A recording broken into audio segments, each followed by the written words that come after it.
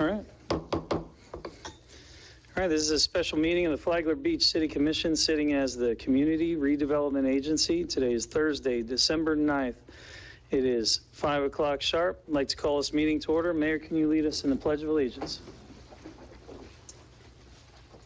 I pledge allegiance to the flag of the United States of America and to the republic for which it stands, one nation, under God, indivisible, with liberty and justice for all.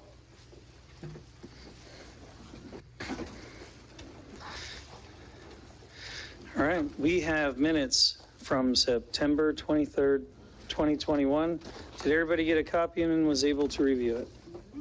Any questions or comments? Motion to approve. All right, we have a motion. Anybody want a second? Second. All right, a motion and a second. All in favor, please say aye. Aye. We got to do public comment on minutes, Drew? No. Okay. Any opposed? All right, hearing none, motion passes. All right, we have the 2022 Community Redevelopment Agency meeting schedule. Has everybody been able to review that? City manager, any comments on that? No, sir. Okay. Any questions or comments? Nope. Drew, we don't need to have public comment on meeting schedule, do we? It's administrative, so unless you want Okay. to, you do not have to. All right, so I will look for a motion on that. Motion to approve the holiday schedule. You're gonna need more mic. Second? Motion to approve. All right, we have a motion and a second. All in favor, please say aye. Aye. Any opposed? All right, motion passes unanimous. And city manager, we have an update on the CRA director position. Sir, Mr. Chairman, the position has been organized and advertised, and the closing date is December 17.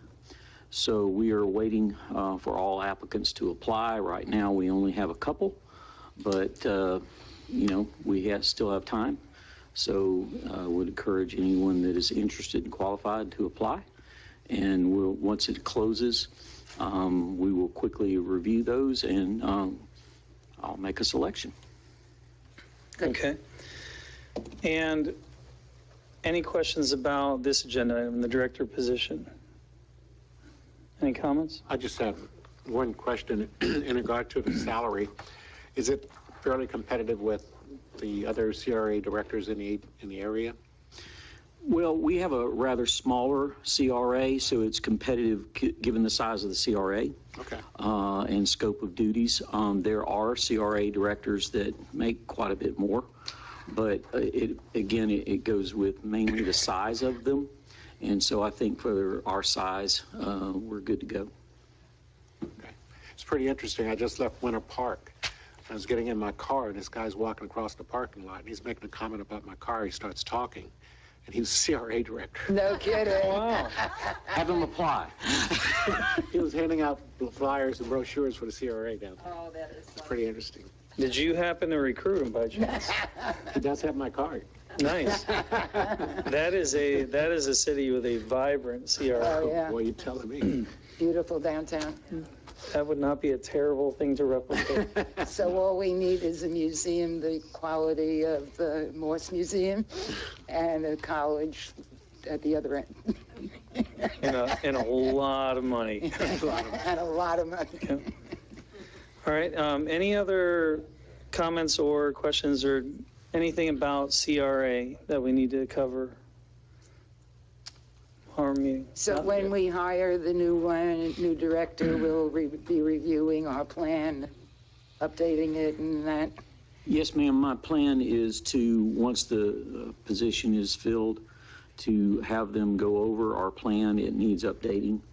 It has to be in compliance with Chapter 163 of the Florida statutes. Right. I also would like to have some new revenue projections done, and there's a lot of detailed maintenance that needs to be followed up on, and I'm trying to organize the staff, as you know, to support that effort. And so this person will have a whole lot of things to do when they come on board. Yeah, because our original plan had a lot of parts to it. kind of been falling And we're by the scaled wayside. back right now, but believe me, I've been a CRA director, fortunately, in my past, and have a good grasp of what needs to be done, so we'll gear up quickly. Okay. Thank you. Any other questions or comments? Is anybody opposed to doing a short public comment period on anything CRA related? No. Go right ahead. Okay, I'd like to give the public an opportunity to talk. We'll open this up to public comment. Any public comments related to the CRA district, if anybody would like to come up and talk? Absolutely, come on up. If you can, please state your name and address, and you have 3 minutes. Thank you. Will Mason, nice to meet everyone. Just wanted to introduce myself. I live here in Flagler Beach, and I've been talking with your secretary about the job, considering putting in an application. I hear your comments about Winter Park. I went to Rollins, so I know it's a nice town. I think getting this place looking like that would be a good thing. So I just wanted to say hello. Thank you. Hi, nice to meet you. Thank you. Any other members of the public wish to speak on anything CRA related? All right, seeing none, we will close public comment, and I'll look for a motion for adjournment. Motion to adjourn. Second. All right, we are adjourned. Y'all can please turn your microphones off.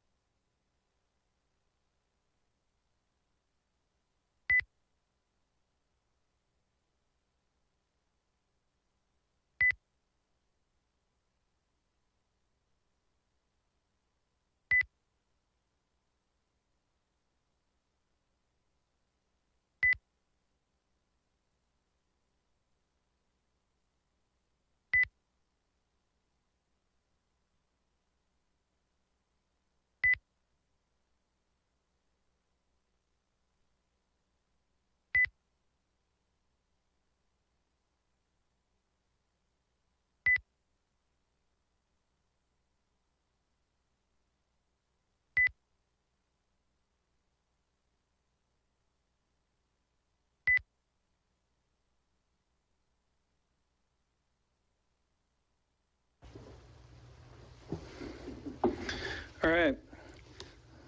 We'll call this meeting to order. Welcome to the Flagler Beach City Commission Holiday Extravaganza, otherwise known as the regular meeting of the Flagler Beach City Commission. Today is Thursday, December 8th, 2021. It is 5:30. This meeting will be continued until all items are complete. Mayor, can you start us with the Pledge of Allegiance? And we will follow that by a moment of silence to honor our veterans, members of the armed forces, and first responders.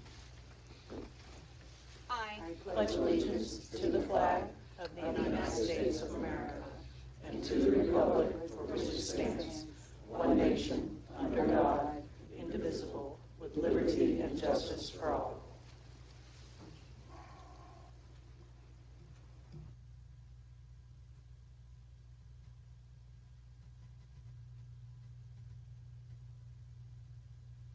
Thank you.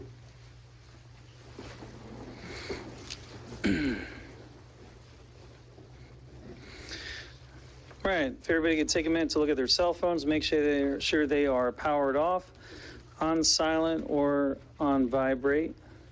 And Mayor, you have quite a few proclamations and awards to go through.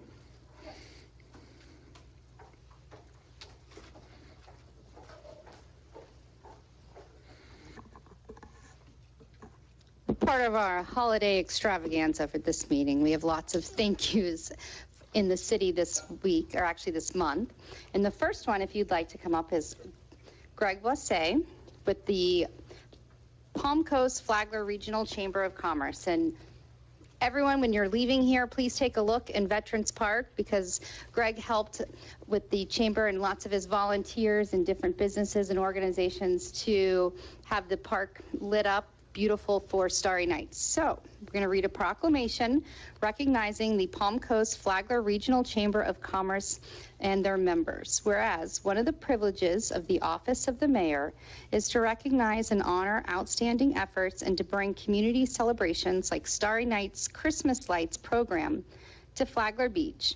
And whereas Palm Coast Flagler Regional Chamber of Commerce worked tirelessly to secure the resources allowing for the Starry Nights program to provide a unique light display at the kickoff of the First Friday celebration in Veterans Park. And whereas this program benefited people of all ages to delight in the magic of lights and musical festivities enjoyed during the holiday season. Now therefore, I, Susie Johnston, Mayor of the City of Flagler Beach, do hereby publicly recognize and commend this group for their faithful sponsors: FPL, Flagler Health, Klein Construction, and Quantum Electrical Contractors. And furthermore, we would like to express the community's sincere appreciation for the tremendous impact the Holidays Lights program has had in our community. So thank you so much. You're welcome. Thank you.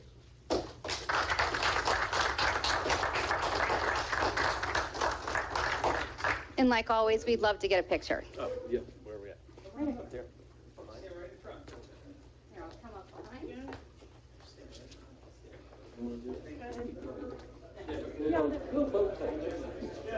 You can get up there.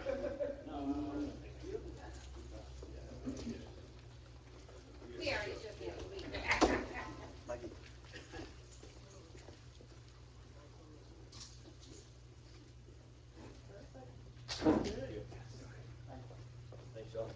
Thank you.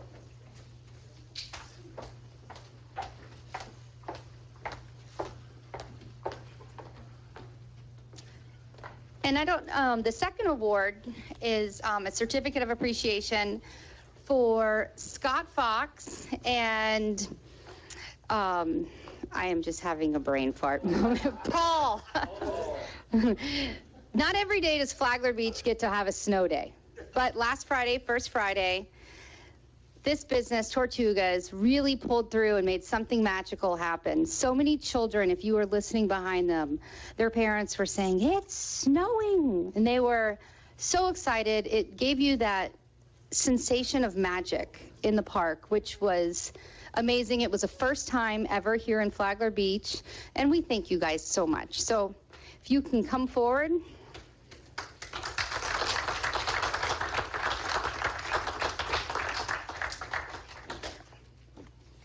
And we'll get another. Come on up. Come on up. Step into her office. I'm so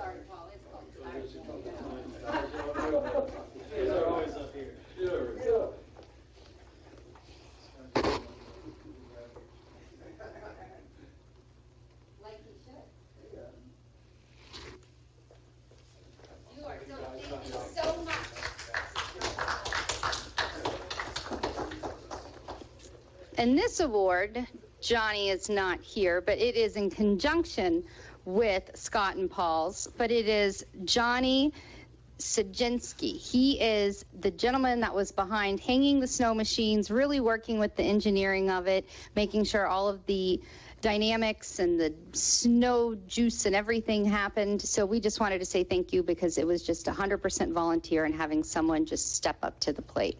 And so we appreciate him so much.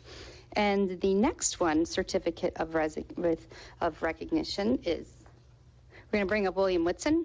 All right. Thank you, Mayor. I'm kind of like a proud father tonight. I have so many wonderful, wonderful employees. It is just such a blessing to work here. And I'll tell you, there's a group that has stood up and stood out this summer. People take it for granted that they could come to our beach and visit and go home safely. But that's the Atlantic Ocean. And there's a lot of danger that comes with that, that you don't think about. But I'll tell you, our team stepped up this year, and they're not all here tonight because a lot of them are in school and those kind of things. But I'd like to recognize Tom, Gillen, and Chris and all the lifeguards that could make it tonight.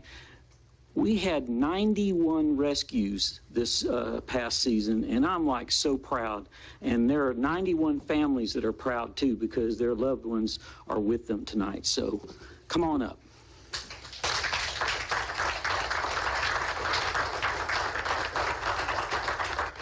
They're not used to taking a bow, but they need to.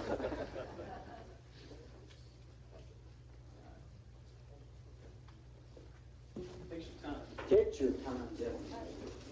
Scott's traveling early. Oh, you color coordinated red. That's good. Stretch it a little, guys. There you go.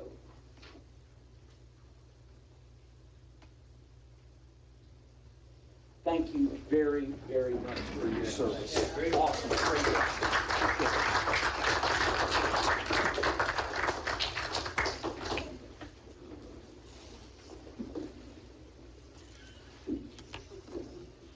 All right, is that all of them? All right. All right, deletions and changes to the agenda. There is a new item 10. Did everybody see that? Okay, everybody's good with that? Any other changes that we need to be aware of at all? That's the only one? Other than that, Al's come tonight, or what you got? On your minutes, so I didn't list minutes that were in there and listed ones that aren't. So I need you to add the November 16th, 2021 workshop minutes and remove the November 2nd, 2021 workshop minutes. All right. So you need a motion to do that? I'll be doing that under consent agenda. Just when you approve that. Just know that the date's different. Okay. Any other changes or comments on changes? Under my mayor comments, one of my comments could lead to an action item. Any other agenda? No comments? Okay. And I'm What sorry. you got, Penny? Also, number 4, Mr. Hadid emailed and said he has no update, so it's not here. Got it. All right, thank you. All right, we'll go to public comments. These are comments regarding items that are not on the agenda. Citizens are encouraged to speak. However, comments should be limited to 3 minutes. And if you can and you decide to do it under public comment, we ask that you start with your name and address. And we also ask that the audience not have any reactions, positive or negative, to the public comments. Let everybody speak freely. So anybody want to talk to items that are not on the agenda, you can come on up. Scotty, if you can, please start with your name and address. Scott and Paul. Scott Fox and Paul Chestnut, 108 Lantana Avenue. First off, I want to say thank you, everybody, for the certificate of appreciation. It was really, truly our honor, and I'm going to introduce you to somebody who was also a part of that. But anyways, this year, coming into Christmas time, I think it's probably the happiest Christmas we've ever had.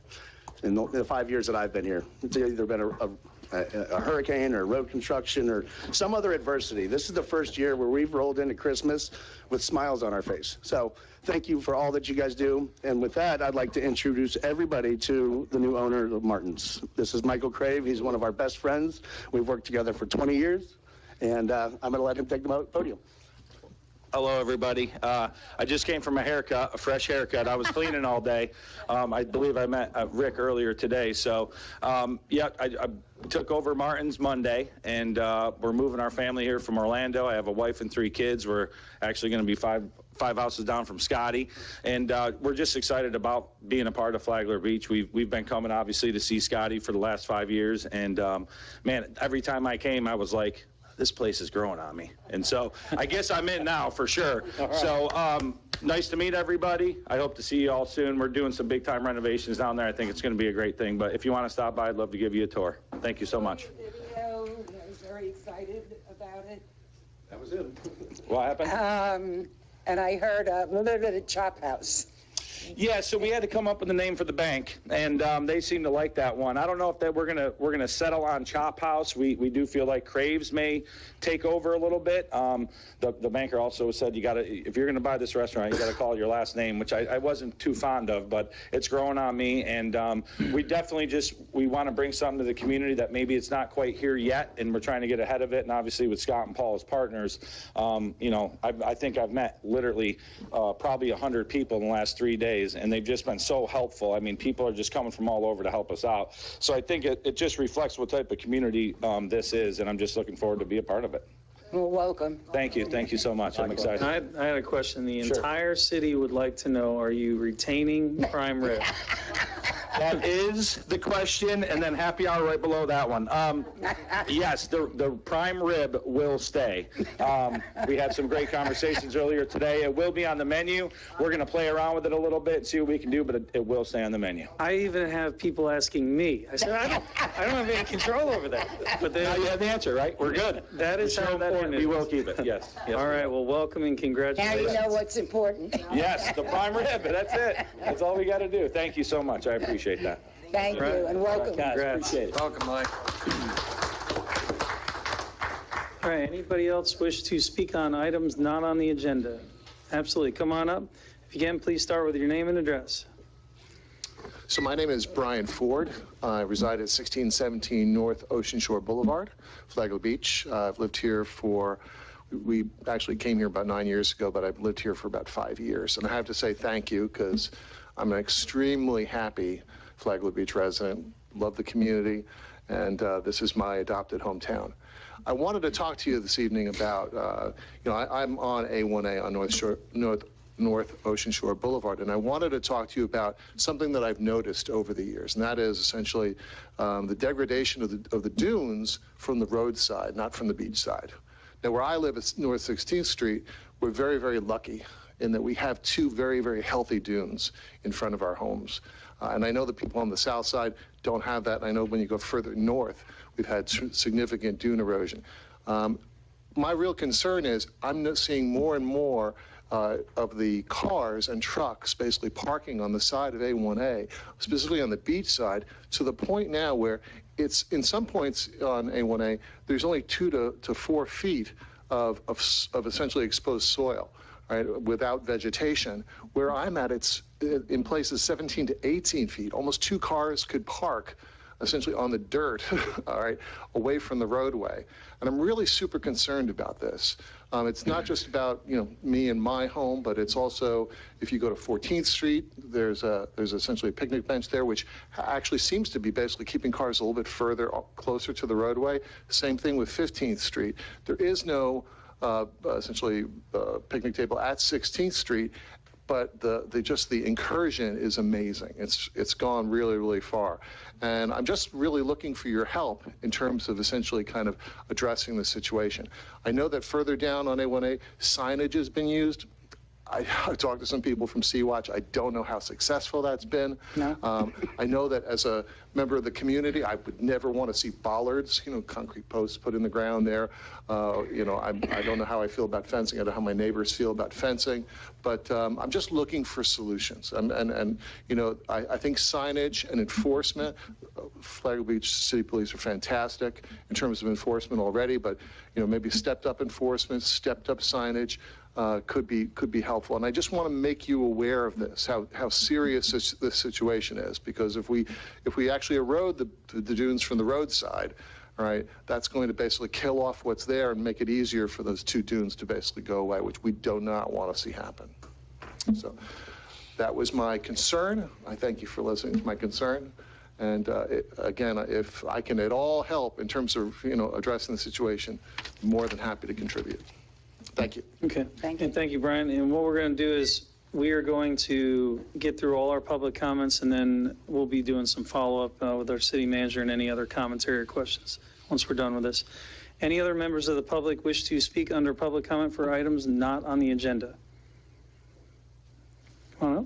If you can, please start with your name and address. Yes, James Sherman, 1916 South Flagler Avenue. I just want to tell you guys how great the first Friday was this past Friday. I thought it was a fantastic event to see, our town back and everything. I did want to let you guys know, Friday night, I always like to support the local businesses around here, so I actually stopped at Tuscan Grill on the way home. And that business owner, was a little upset about the parking situation. I guess a lot of her, it was messing up with their reservations they had for that night because of parking. And she said that, from what she said, I didn't talk to the other business owners, but she said the owners of the Funky Pelican, and I believe she said Flagler Fish Company also run into that same issue on First Fridays.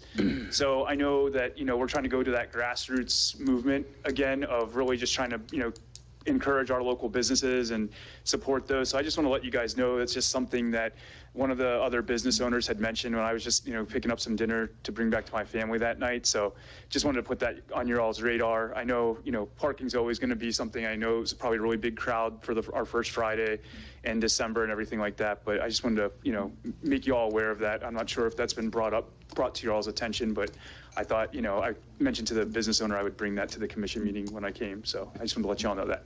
Okay. Thank you. Thank you, James.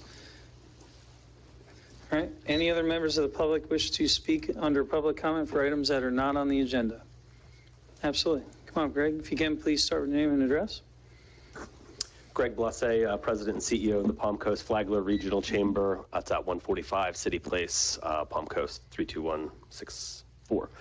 I just wanted to say thank you for this, and piggybacking on the comments of the other gentleman, that was my first Friday since we moved here during the pandemic. And part of the reason why I just wanted to share, and I shared this with you, Commissioner, that the reason why we did this was really because there just seems to be a lot of divisiveness in the community, and the chamber really thought, and the partners that contributed money to the lights really thought, what a better way to try to, welcome the holiday season in with just a good old-fashioned event like that and lighting for the next month. And just wanted to share with you, my family came out, and my 2-year-old's dancing in the snow, and William's playing the trumpet, and his wife's holding the paper music. I mean, it was just this really cool kind of old-fashioned event that I think it's something that we can get behind long-term and improve on even more. So thanks to y'all for, there's so many people to thank. It wasn't just the chamber.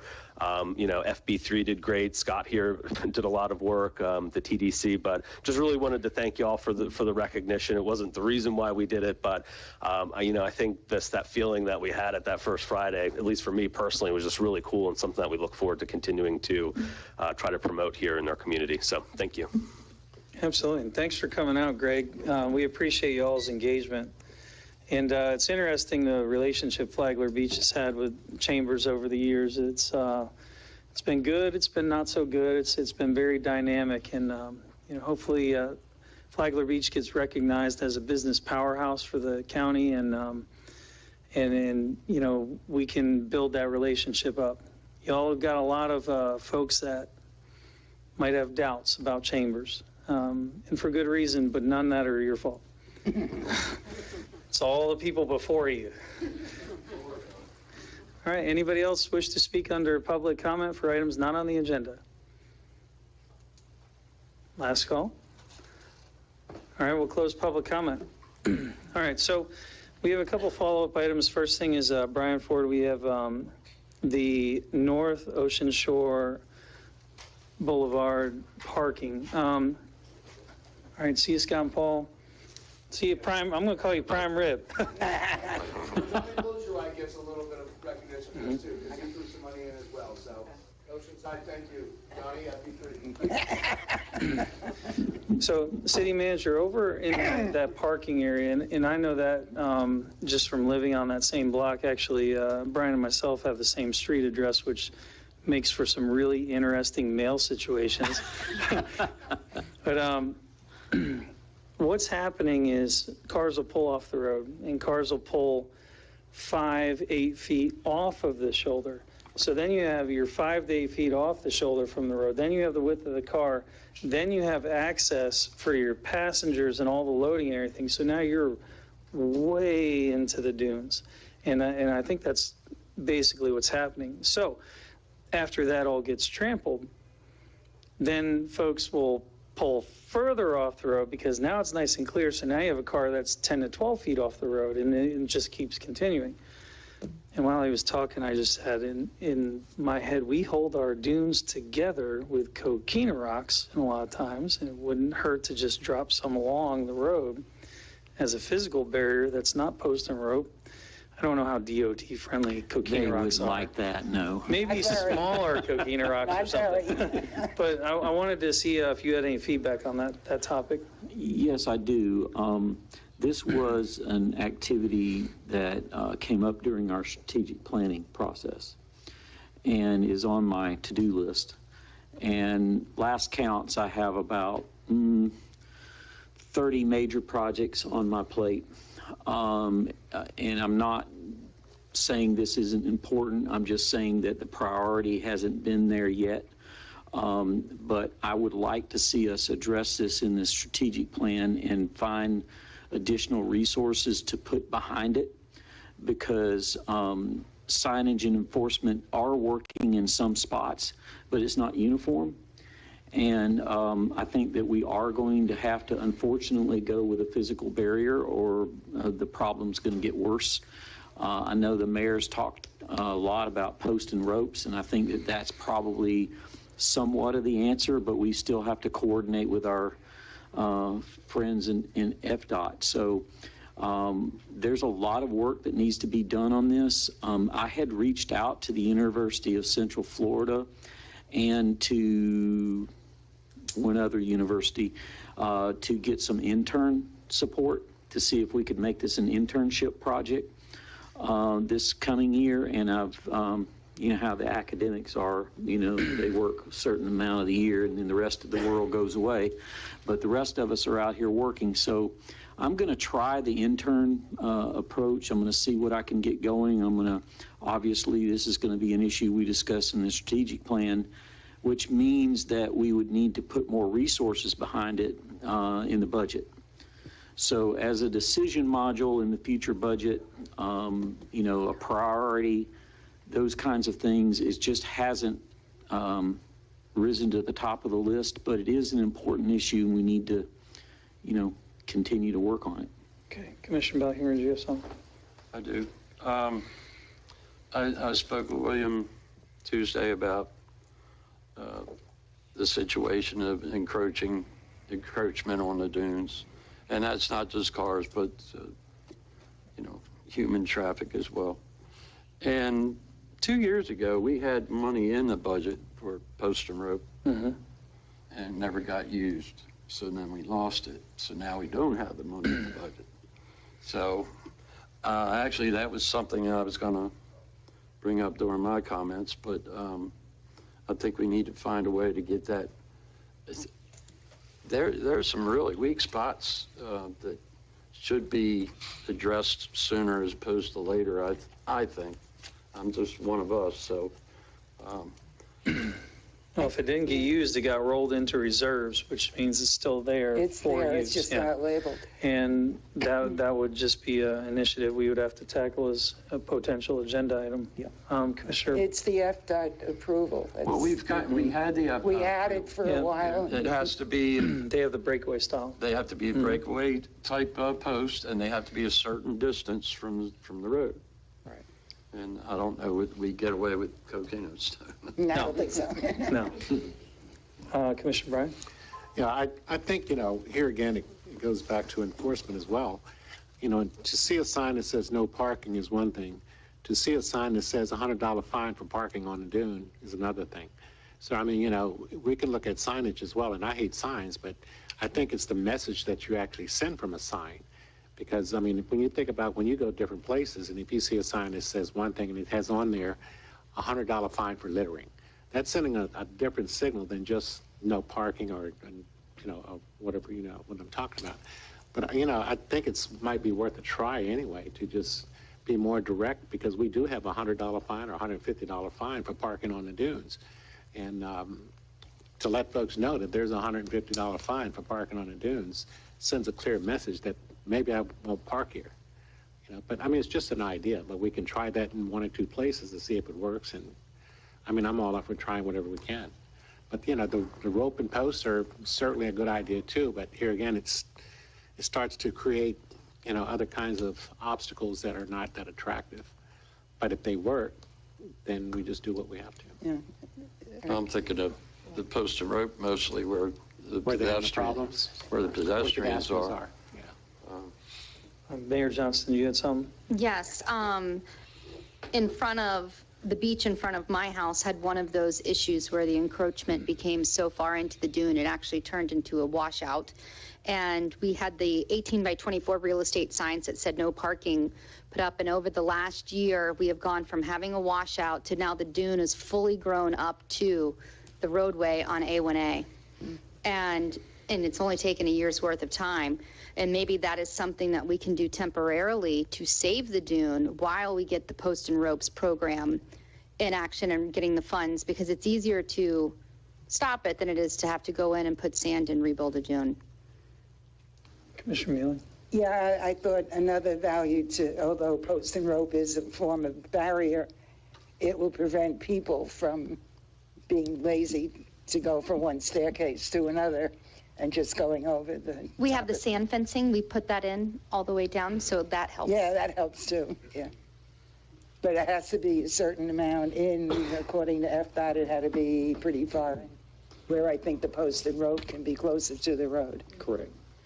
I know post and rope, we've discussed this for numerous years when Larry was around, and it was agreed on and well received, and we went to move forward with it. I don't know if that was a hurricane year. It's hard to keep track of all these things that happen, but whether it was a washout year, but that was green lighted to go.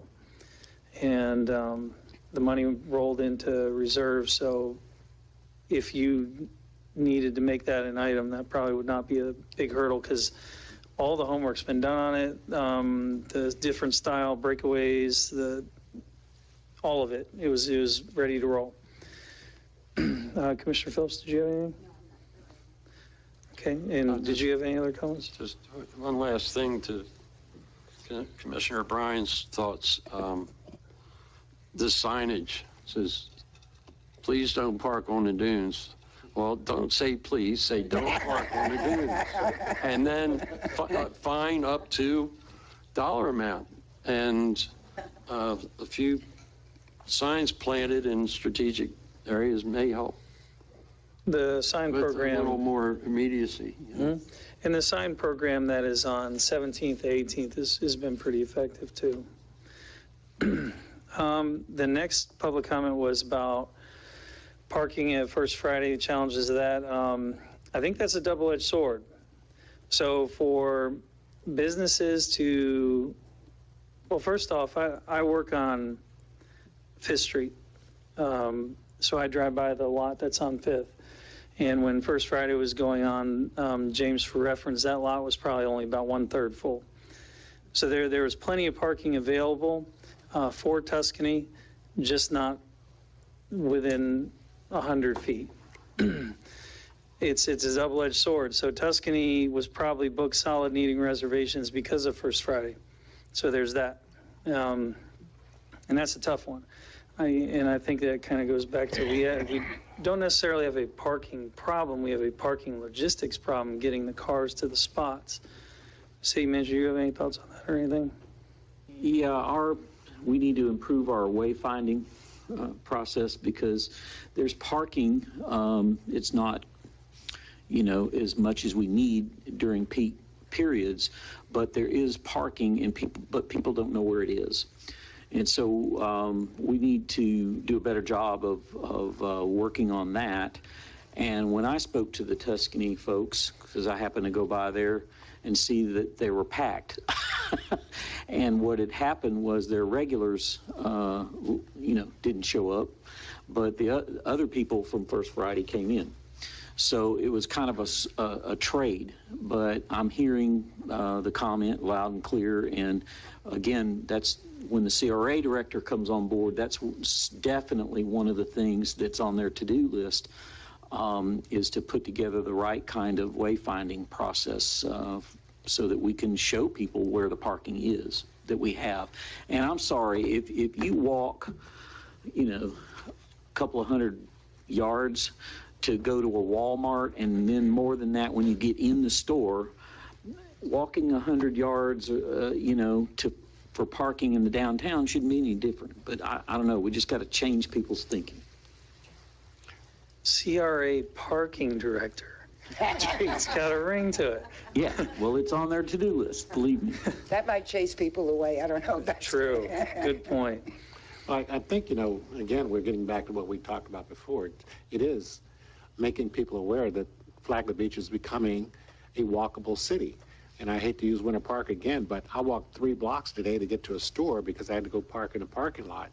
But there were signs everywhere that said parking, parking, parking. So it was not a problem finding parking. It's just once I found the store, then I had to park the car and walk back, which was great. I mean, it was, there's very little parking on Park Avenue. Yeah. The irony. Yeah, I know. But I mean, that's their main drag is Park Avenue, and there's very little parking right on the street. They have adequate parking. Park in somewhere. Commissioner Bellheimer. Well, that's another thing that I talked to William about on Tuesday, was the signage to our parking lots. And I know that we had something in process, but seems to have come to a stall as far as. I can comment on it if you want. We can do that now or later. Okay. It's up to the chair. I had on my. Yeah, it's unstalled. It's on my comment, but it's unstalled. Great. That's okay. It's unstalled as of about a half an hour ago. Okay. All right, we'll cover that in our commission comments. All right, let's move on to consent agenda. We have item 789. Item 7 is approved regular meeting minutes of October 28, 2021, and November 16th workshop, and also November 18th, Penny, is that correct? There's 3 there, right? There are 3. November 18th, regular, October 28th, regular, and November 16th workshop. Got it. So we have those changes. Then we have item 8, which is approve the 2022 holiday schedule. Item 9 is approve the 2022 regular meeting schedule. Anybody want to pull any particular items or discuss? Any questions or comments? Motion to approve the consent agenda. Second. All right, we have a motion and a second. I'll open this up, public comment. Any members of the public wish to speak on consent agenda? Items in there. Seeing none, we'll close public comment. All in favor, please say aye. Aye. Any opposed? Motion passes unanimous. General business, we have item 10, which is approve the submission of a Florida Department of Emergency Management grant application to provide funding for stormwater mitigation along South Flagler Avenue. City Manager. Thank you, Mr. Chairman. I have with us here tonight Dr. Lee Richards, who's my project manager on this one. The city has been faithful in, even before I came, in participating in the hazard mitigation program that the county has. Funds for hazard mitigation, which is, preventative medicine, if you will, to take corrective measures before there's a problem. That's what hazard mitigation is a FEMA program, and the money flows from FEMA to the state through the counties and then to any municipal jurisdictions.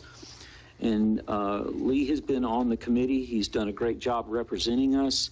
We are in line for this grant, and to our knowledge, if we cross our fingers, we may be the only applicant for this money. And so that means we got a good shot at it. And so what I would like to see tonight is you to authorize us to apply for the grant and authorize the match if we receive the grant. It is a 75-25% cost share, which is typical of the FEMA funding model. And if you have any specific questions on the proposed grant or project, Lee is here to answer those. But I think this is a great project. He's put a lot of work into it, and I recommend approval. First, before we go to our comments, Lee, did you have anything you wanted to share on the project before we dig in? Actually, I do. Thank you, Commissioner. I hate to correct my boss. Be careful. No. There is another applicant, and it's the City of Bunnell. This was really a serendipitous kind of fund. It was $750,000 was allotted to Flagler County, and it's a COVID-19 responsiveness. So I don't know what the connection is, but who cares? We were also fortuitous in the fact that our capital budget funded money for this project, but it was a much lower scope, a smaller scope of work. That really couldn't have worked too well. Our idea there is to do more than mitigate. It's to stop the flooding down there. And the only way we're going to be able to do that is with some big bucks. So this was very timely that this came into effect. Now, our share on this, should we get the grant, would be somewhere in the neighborhood of $125,000, something like that. However, we have $209,000 budgeted in our capital budget for this year, so we can use that money for our share. So in essence, it's already paid for. It's a great project, and it will take a lot to get it done, but I think we can do it. So I'll be glad to answer any questions you have. Commissioner Bryan? Yeah, on that particular grant, I know you said Bunnell is also applying. Yes. Is it all or none, or can it be shared or split? The way LMS works, which is the local mitigation strategy, that's what Mr. Whitson was alluding to. We municipalities put in projects, and the LMS group meets quarterly. And what we do is we score those, we self-score them, and then we have to go before the LMS committee meeting, which is going to be next week, by the way, which is good timing for us, and try to justify those projects and also to justify our scores. And until about a week ago, we were the only municipality in the county that was going after this money. So they had approved the plan for $725,000. And we were also, well, we had the only score, but we also had the highest score. And now that Bunnell is in the mix, their score is much lower than ours, I'm told. So we are first priority for this money. So the coastal location has anything to do with the scoring?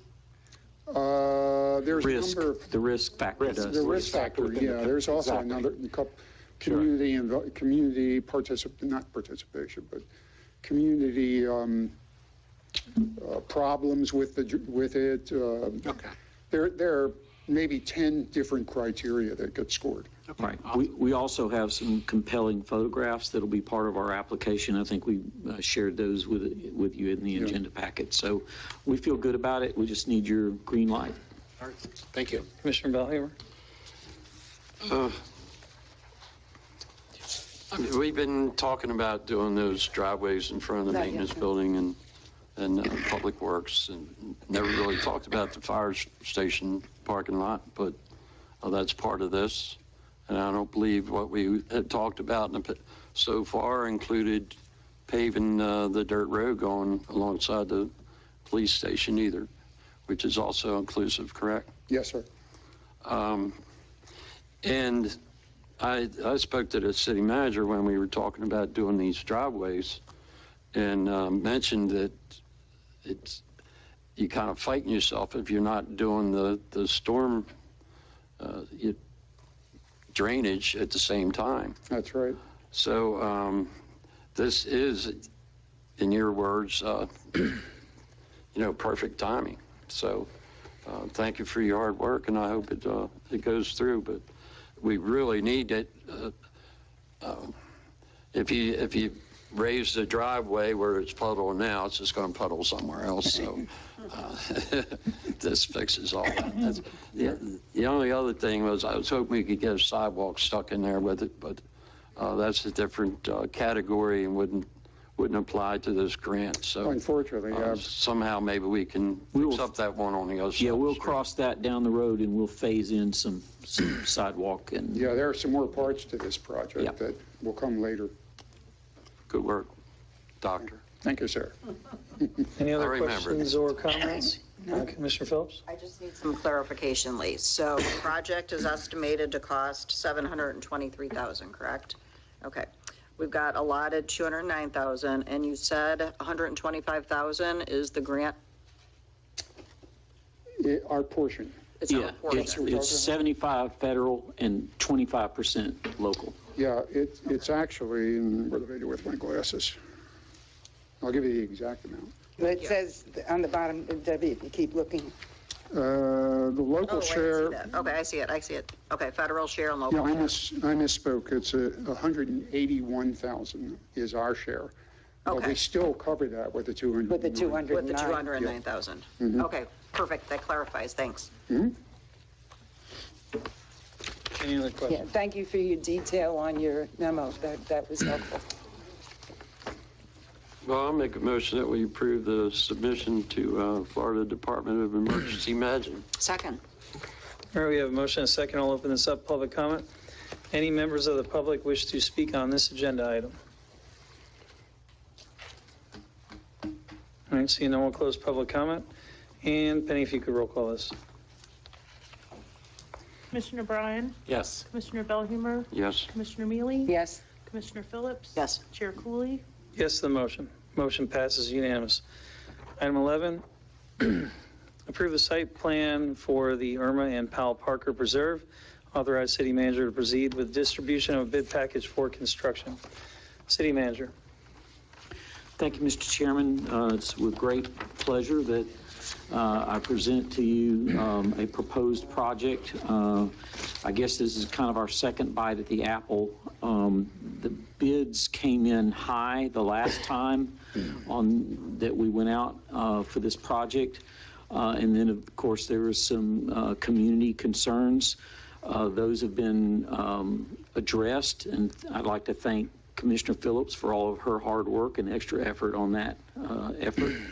And at this point, what I'd like for you to do is approve the project as mapped out in the site plan, and then authorize me to proceed to bid the project. We have until September 30th of 2022 to complete the project, to be eligible for the funding associated with a portion of the project. So we have actually two grants and two grant conditions we're trying to satisfy. Some of the modifications that were made during this discussion period with the neighbors and with the agency satisfies the grant conditions, and I believe we're now ready to proceed forward.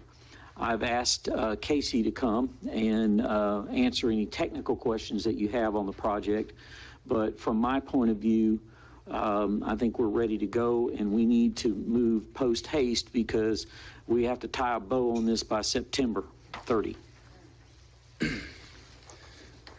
And let's just cover if we do need anything technical from the engineer. Commissioners, Mayor, anything for engineer on the technical side of things? Questions, comments? I guess I had one. Okay. How different is this engineering-wise or cost-wise in comparison to what we had drawn up before? It's the exact same plan. There's been no changes. This is the same thing that was put out for bid before? It was, yes. The rebid will introduce some alternate bid items to impact the bid pricing and give us flexibility in the project award. Okay, well, I had a misunderstanding. Is this still all board, all the blue? The blue is the turquoise? The blue is the shell. The turquoise is still board. That's board all the way from the yellow dot to the end?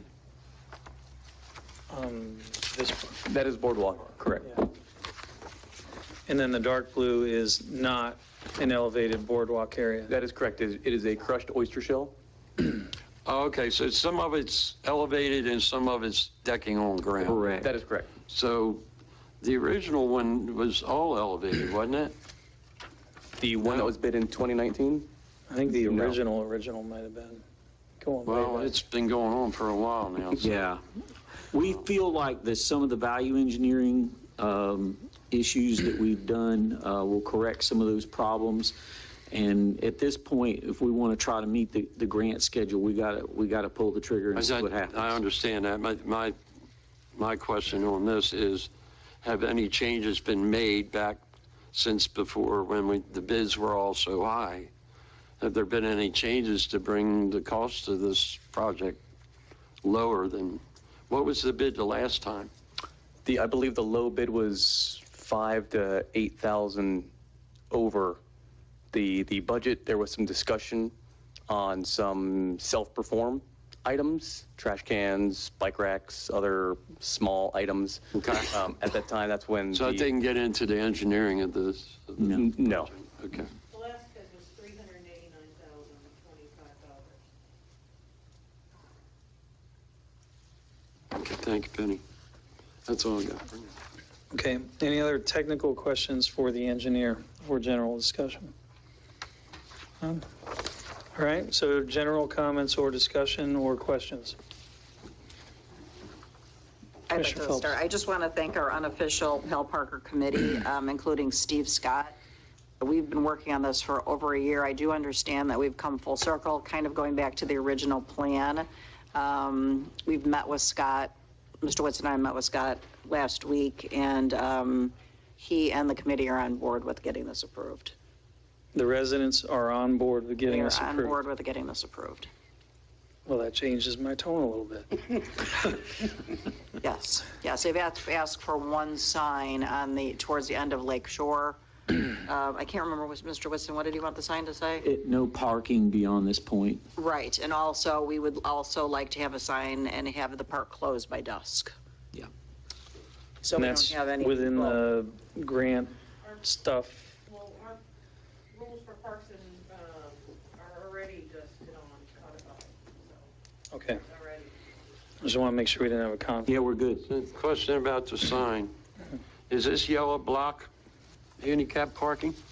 Yes. Yes. So if you got a sign somewhere on the road, how can you say no parking beyond this spot? Because that handicap spot's past wherever you're talking about putting a sign. No, he's talking about from that point forward because, again, you're getting into the wetland areas there, so you Okay, can't so allow where that- people parking on those Where that wetlands. second red arrow says open recreation areas sign, is that where it would go? No, I think it was going to be further back. It's going to be further back. Yeah. Well, it can't be before you get to the handicap spots, what I'm saying. Well, we can just stick it at the end of the handicap spot, right? Yeah. The parking in the right of way, because I think that was his intent, to eliminate that from their front yard or turning around people's drive. Yeah. We'll pick the right spot, but we can't allow people parking beyond that anyway. And it's also in the jurisdictional wetlands. That's one of the things that we've done a lot of work on is double checking these jurisdictional lines. And when I say the word jurisdictional wetland, that is an official line. You cannot cross it. And the regulatory agencies literally take that to heart. So Penny brought up a good point. Penny mentioned folks turning around people's driveways. When you go down that street just to see what even is down that street, you have to turn into a driveway turnaround. In the road without getting into a driveway? Yeah, there's plenty of right of way. There's enough room? It's pretty big down there at the end. There's plenty of room. Again, there's a lot of land on it right away on the opposite of the homes, where you can actually, plenty of room to park there, actually. The last time we met down there with the neighbors, they had purposely blocked off areas to try to prove the point of turning around, and I was able to do it without going in the driveway. Okay. And if this proves out to be anything like Silver Lake, there'll be like one car, maybe. Maybe. Exactly. Commissioner Bryan. Yeah, I spoke to Mr. Whitson about this earlier. Where's the pavilion that we suppose to build? That's actually going to be on Daytona. It's on Daytona? Yeah, Okay. and that'll be phase 2. All right, okay. Yeah, So if you the look- area, if you look South Daytona Avenue, Around where the it's sign. near the project sign in Right, that area, so- the brown area in there. Right, if you look at the Pal Parker sign, it'll be to the right or the It's near those north of the palm sign. trees. Near the palm Okay. trees kind of set back. Okay, all right, well, I'll get with the city manager on the specifications on that, because I have to have something to go by when I go to Lowe's to try to get some funding for that. Right. Yeah, Penny, if you could make a note that I need to get with Rick McFadden and get some specifications for, how we would lay out the. Just some basic dimensions. Right, basic dimensions for the picnic area and the swing. So I know if it's going to cost $1,200, $1,500, or whatever it is in materials. We would actually maybe get that donated. Yeah, I'll work on it. So, and I want to clarify, Commissioner, what you said. The residents are accepting this plan. Are they 100% thrilled with it? No, but they understand that we can't lose this grant money and something needs to be done by September. Okay, and can somebody define phase 2? This is the first I've heard of this. What is phase 2 and is it part of the grant?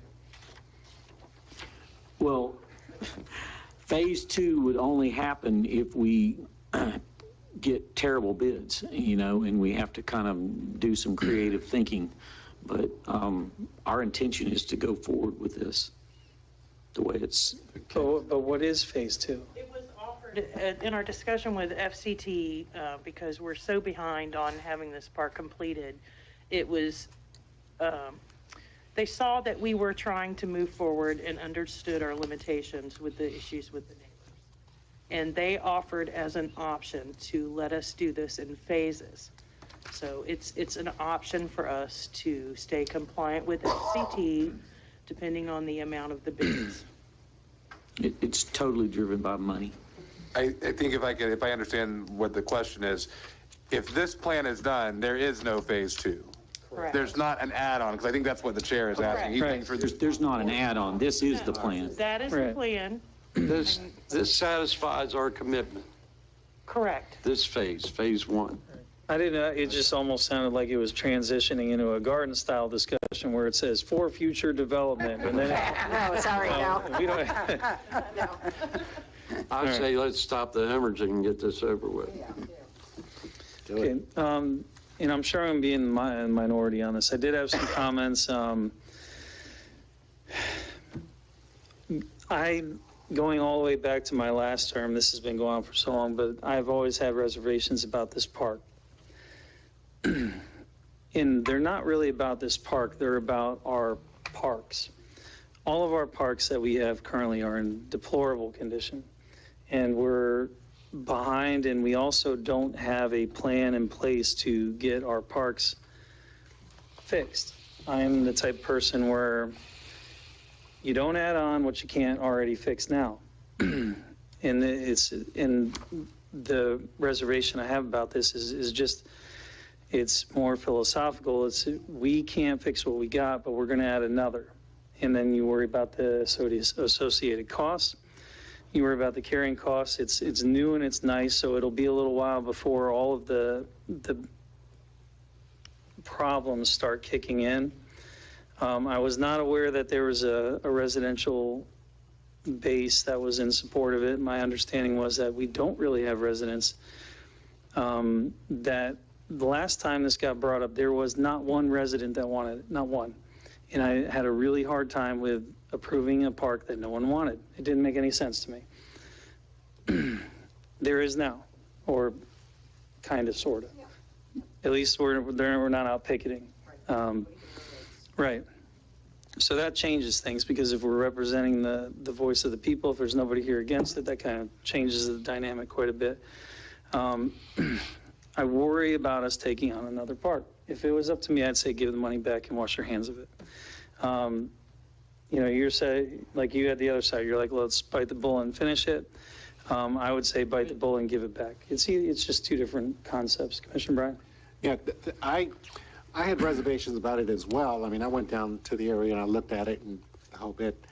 The only problem that I have with giving it back is that when you have money like that is free, grant money, and you screw up or give it back, you'll never get it. Never getting anything more. And the city manager brought that up numerous times. That's the problem that I have, because there are going to be other funds that are going to come forward from FINE, because, you know, it's a pretty large organization. They raise a lot of money. They do a lot of great things.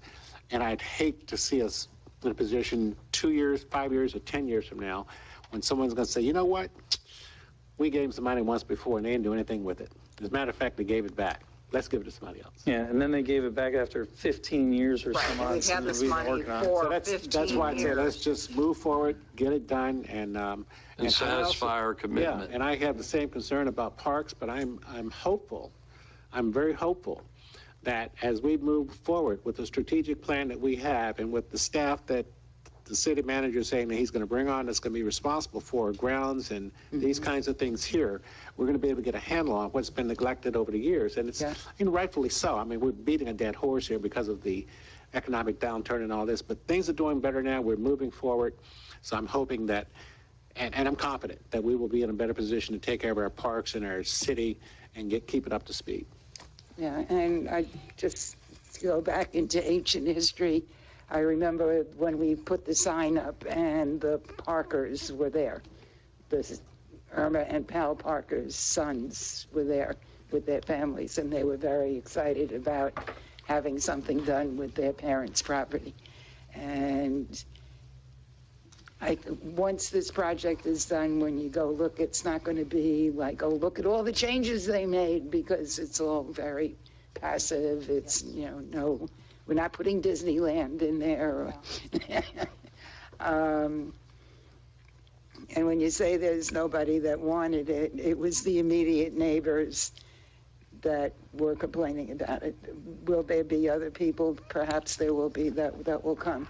We went through the same noise with Silver Lake, with the people across the street from Silver Lake, what an imposition it was going to be on them. And again, if you drive by there, every once in a while you see a car. Right. Usually only at sunset. Yeah. I'm getting some good pictures. And I have spent a full year with these committee members, and we've presented other options to you that just weren't viable because of the changes in the park from, you know, 5-10 years ago. So I personally think it needs to get done. I don't want to lose the money. I think it'll be beautiful when it's done. Will it be used? Probably not. We'll go. We'll go. As your manager, let me just make 2 points to the commission. Number one, the bureaucracy, i.e. the state of Florida, has a very long memory. Number two, you have to be seen and viewed by the state of Florida and other federal agencies who you seek money from as a trusted partner. If you do not have the reputation of being a trusted partner, then lots of luck with submitting grant applications. So that's my advice to you.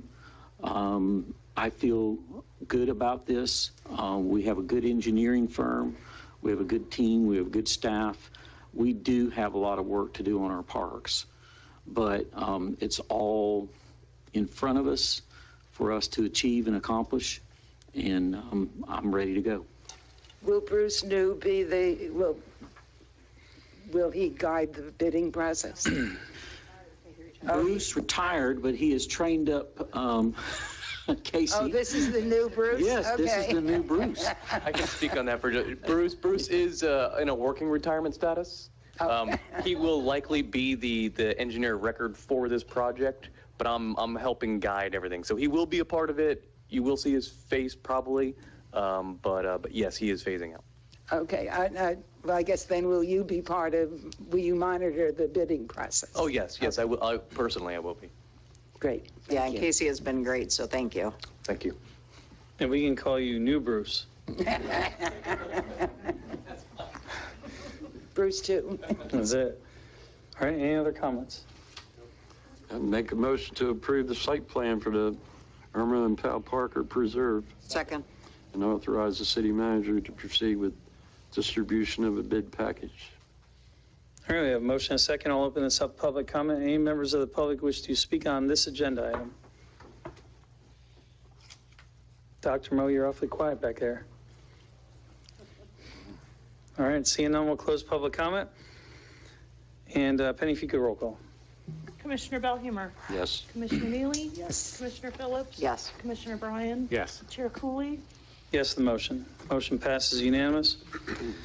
All right, item 12, resolution 2021-35. Drew? Resolution 2021-35, a resolution of the City of Flagler Beach, Florida, relating to the State Revolving Fund Loan Program, making findings, authorizing the loan application, authorizing the loan agreement, establishing pledged revenues, designating authorized representatives, providing assurances, providing for conflict, severability, and an effective date.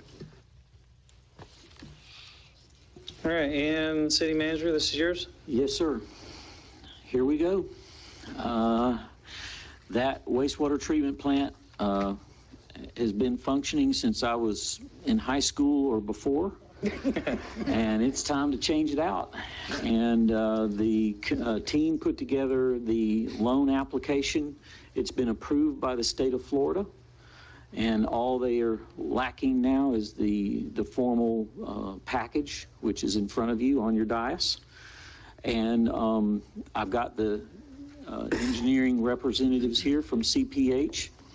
I will say this, not to go there too much detail, but our friend Ben has had a health challenge. He is okay, but he has other people backing him up. And I've been on the phone with the president of the company, in other words, his boss.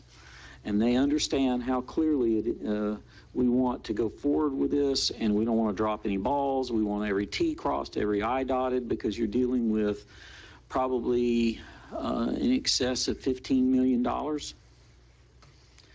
The interest rates, that's the bad news. The good news is the interest rates are likely to be below 1%.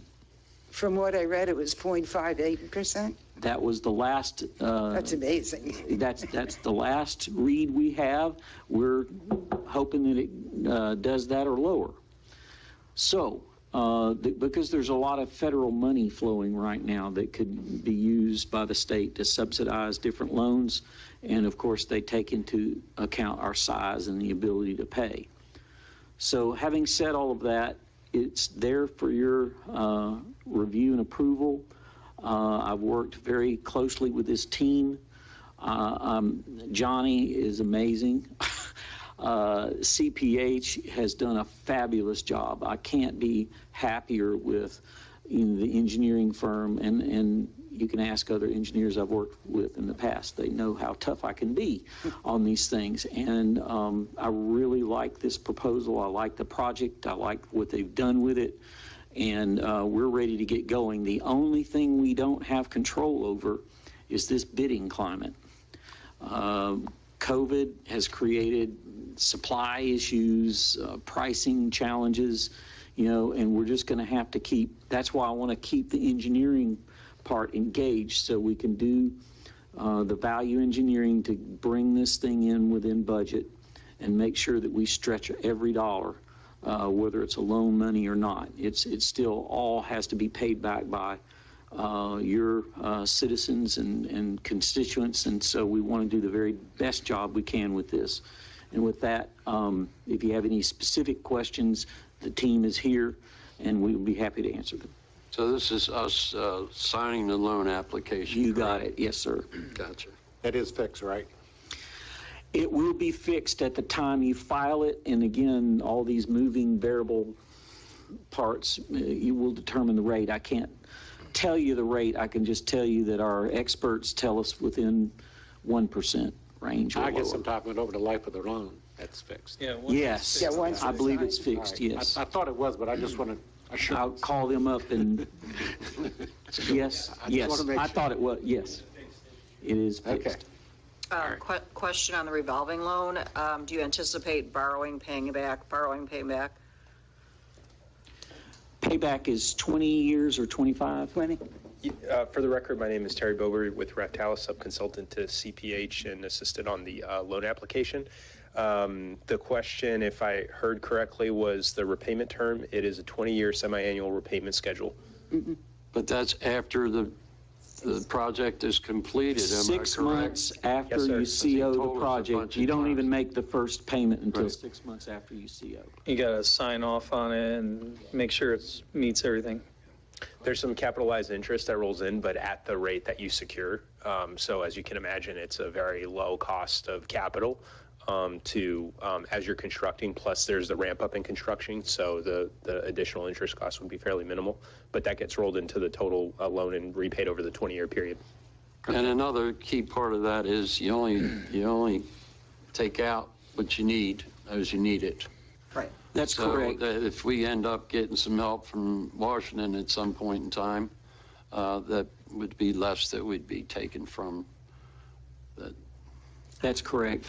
Ben told me, and you can make sure I'm spot on with this, is that we were authorized for $12 million for the first round, and if we need an additional up to $4 million, they've cleared us for that. So that's it. We're good to go for up to 16 million, and that doesn't count anything we could get from Washington if we went, and tried to make applications for those kinds of funds. Any other questions or comments? So the infrastructure bill that was signed by Congress, we might be able to get money out of that? Yes, we can try. The process isn't clear yet. You may want to speak to that.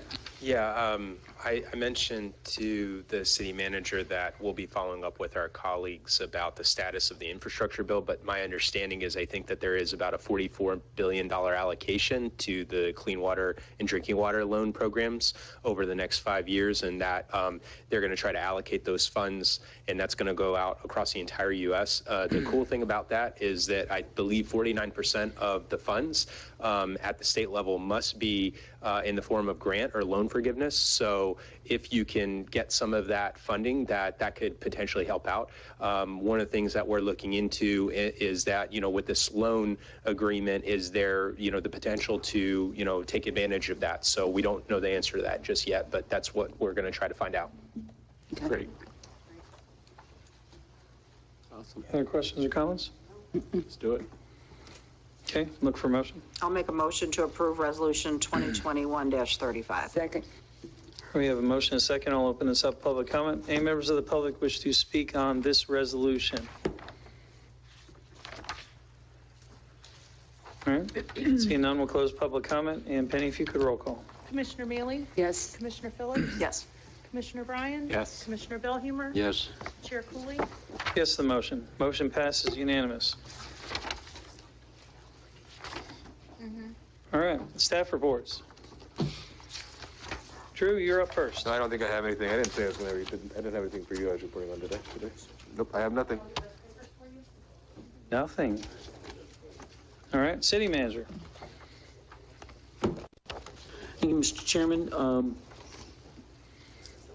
I just have a few items I want to cover in my report tonight. It's already been said how great the first Friday was. I have to ditto and echo that. I was really, really happy with that. I'd like to congratulate Vern, even though he is paid under the contract to do that. A lot of that work was his, and the staff coordinated with him very well. And of course, we also leveraged other outside agencies and groups, so it was kind of an interesting collaboration. I don't think I've ever seen anything quite like it, to be honest with you. A lot of moving parts, but it all ended up coming together, and I was very, very happy with it. It's Flagler Beach. Yeah. You guys tried to warn me, so. Again, I'm kind of in my proud father mode right now. Chief Downey, come forward if you would. His staff, I just want him to give you the Cliff Notes version. His staff did something pretty amazing. We caught bank robbers in Flagler Beach that had been terrorizing many communities across the eastern seaboard, including our own. It took a teacher to do it. Yeah. So you want to give them quick Cliff Notes on that? I'm just so proud. I don't know what to say. It's awesome. So just to start, the vision of license plate readers started about 5 years ago. And this commission made it happen. So kudos to the commission. Within a month, a stolen vehicle from Virginia hit one of our license plate readers. We located the vehicle in the 500 block of South Ocean Shore, unoccupied, but we didn't catch the bad guys. But we didn't give up. A week later, there was a burglary in South Central where a woman had lost her husband and had been out of town for about 3 weeks. They ransacked her house, slept in her bed, ate her food. Stole her car. Took about $40,000 worth of valuables and stole her car. And then left a note saying they were sorry that they were homeless, which was a lie. They're outlaws is what they are. Cretins, ne'er-do-wells, rapscallions, whatever you want to call them. So our property and evidence clerk, our records clerk, and Detective Vinci talk every day. And Susie Butner, who's our records clerk, is a retired school teacher. She put 2 reports together a week apart and got with Detective Vinci and said, I think these cases are related, even though they're separated by a week. And she was right. So thanks to the Flagler County Sheriff's Office Crime Scene Unit and the Volusia County Sheriff's Office Identification Section, within 6 hours, we had the suspects identified from the time we submitted the fingerprints. Detective Vinci walked 2 warrants through, and thanks to Judge Francie, put a nationwide pickup for these 2 suspects.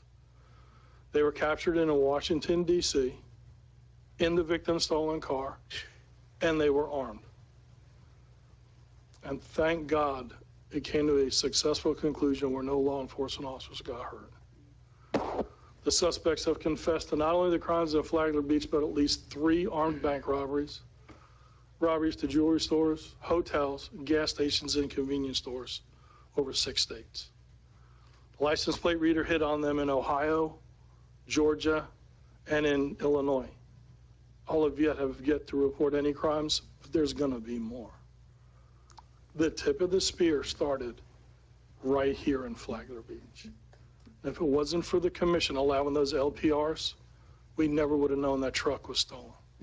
They probably would have come right through, probably would have had something to eat, and then they would have left. I would have robbed my store. Thinking that. Yeah. When they interviewed them in D.C., the only crime they showed remorse for was what they did to the lady in Flagler Beach.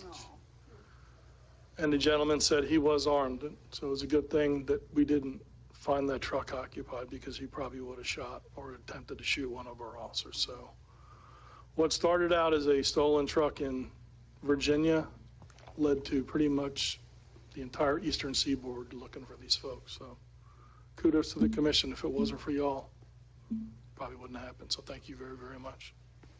Thank you. I can tell you what, the staff, your staff that's so big.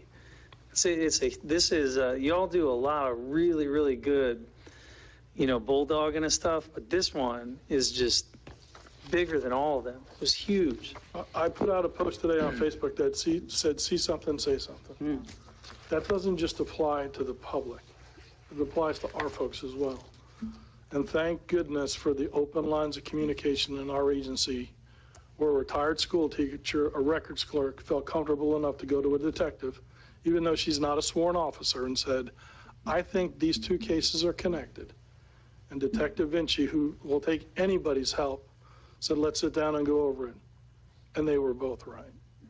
And this is a safer country because of the two of them and because of the commission. So You only need to make her like an honorary detective her nickname is Constable Butner. Yeah. And you all know Rosanna is the pit bull, so they're the new dynamic duo in Flagler Beach, and I know the News Journal came up to do a nice article today. Frank Fernandez. Awesome. Live did a good article too. Yeah. Flagler Live did a very good article. There was a press release put out with the United States Marshal's Office. This There is will good be stuff. there will be other crimes as people come forward. They confessed to a Dollar General burglary in Georgia. We just don't know where. So they stayed pretty close to 95 for most of the time. And again, Rosanna Vinci, I have to give kudos to her. She still will let it go. She's trying to get some of the victim's jewelry back. That is very, very heartfelt to the victim, even though we know that the suspects went to Manhattan in New York to have some of her She's jewelry been melted. successful in doing that in the past, so. Is the woman okay? She's okay, and we've been in contact with her, and her car is a total wreck, so they lived in it for about a month. No, jeez. So, had puppies in it, and well, they didn't have puppies, but there were puppies in it. They Probably Never know. stole the puppies. yeah, so they had, I think, 6 puppies in there when. Well, and that's just one of many. That is one of many. You see them I on the just weekly looking report. at your, just 1 month's report, or it must have been 5 or 6 in here, stolen that was cars recovered and. Stolen cars, suspended licenses, warrants, people with domestic violence injunctions, all those things. Was one of the comments I was going to make later was about the license plate readers and how much, They're working. And Captain Blanchett couldn't be here, he's on vacation, but he played a vital role in getting those license plate readers up. Remember? Now, you have north and south A1A. Did you get east and west on 100? Okay. I can't tell you where they are. Right. I can tell you is if you're a bad guy, don't come to Flagler Beach. That's great. Thank you. All right. All right, what Thanks, else you got, Chief. Willie? Yeah, and then, of course, we had a fire in the Christmas parade. But again, that's the bad news. The good news is our folks were all over it. And they cleaned it up and handled the situation very professionally, and I couldn't be prouder of the fire folks. And I think I'm going to have the new fire truck here at the next commission meeting, so y'all can see it, and we'll show it off to the public. I'm glad you didn't say touch it this time. Oh, well. I was talking to him about it yesterday, and I said, you don't want any fingerprints on it. Yes.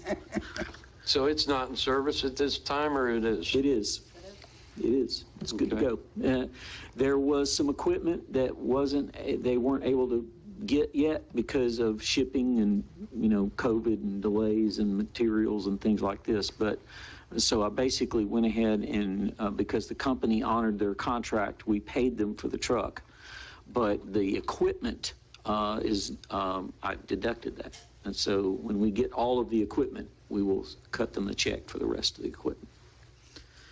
I went to Tallahassee. I had a great trip there. I met with Senator Hudson and Representative Renner, and I also met with a lady who's in charge of the Florida Community Trust project that we are going to be following up and submitting that grant, trying to tie it up.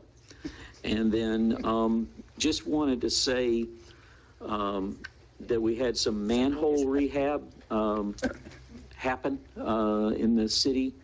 It's just incredible, the technology that people have these days. And I think Commissioner Bellhumer was going to mention a thing or two about that.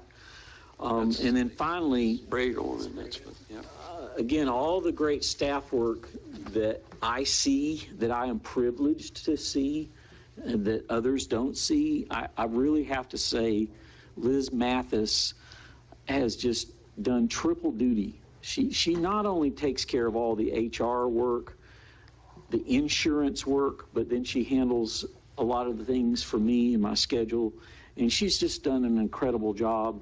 And I just had to mention that tonight in my report to you. And there are so many more like her on the staff. So I would encourage you to come during our Christmas party and other celebrations that we have this month and show your appreciation, because I am truly honored to serve with this group and this team, and just wanted to thank you for the privilege of doing so. What am I looking at? Just to check it out. That's it. That's what the liner they spray in, that's the final product. Oh, I'm like, what am, you know, was it, I didn't know if it was chocolate or... Yeah, well, we're trying to keep water, we're trying to keep water from getting in, and I dare you to try and pour any water through that stuff. I make a good bed liner. It sprays, and then it hardens to that. And it's totally cured in 15 minutes. Wow. All right, so that's everything you have? Okay. Let's go to commission comments. Mayor Johnston. Don't you want to ask Penny if she hasn't? Oh. All right. And Chief, did you have anything for staff comments? Okay. All right, Mayor Johnston. Okay, I have a couple things on my list tonight. I will start with, we recently received an email regarding the golf cart parade that the permit was denied for. And just a little history about the golf cart parade. It started last year. It was 62 carts. There was no permits being issued last year, so they drove the carts from the Catholic Church from Beachfront Grill to past the Aliki on the north side. This year they applied for a permit on November 4th, and they were denied by November 29th. And the reasons that were in an email that came out was just because of, it was not an established parade route, it was not part of budgeting, not enough staffing, the officers were already working another event here in Flagler Beach. And what we had a conference call, and we discussed the established parade route was in 2010. That was before Flagler Beach became a golf cart community. So we worked together with city staff, and I'm not sure if you guys received an email, but we want to, if you want to have something, you can always find a way. Susie, excuse me, who's we? We would be city manager, chief, and Drew. Okay. On the conference call. On the conference call. Not putting the route together. Right, yes, thank you. So the application was for the parade route on A1A? No, for the parade route on... Yeah, I've kind of asked weed Penny, through some streets. I asked Penny to have copies of the original application so the commission could see it. Thank you.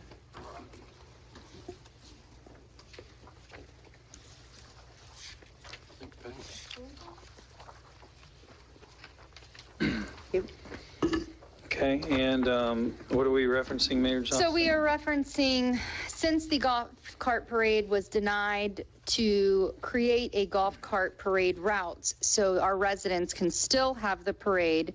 They raise money with Flagler Strong and Christmas Comes True. And this is the type of event that we should be having in Flagler Beach. It's a safe event. It's all residents. It's registered golf carts. They're all adults. They're raising money for the community. And it's something that we should work together and find a solution for. So city staff came up with a parade route that would start at the Catholic Church and go Flagler Avenue all the way down to the Wickline Center. And I can share this copy of a map here, Ken, if you want to pass that down. We have. Oh, okay, perfect. She attached it. It wasn't part of the original application, but this is the alter got it. Okay, so Mayor, Flagler Avenue straight down? Starting at the Catholic Church on the north side. Okay, crossing over Moody, straight to the Wick Line, okay.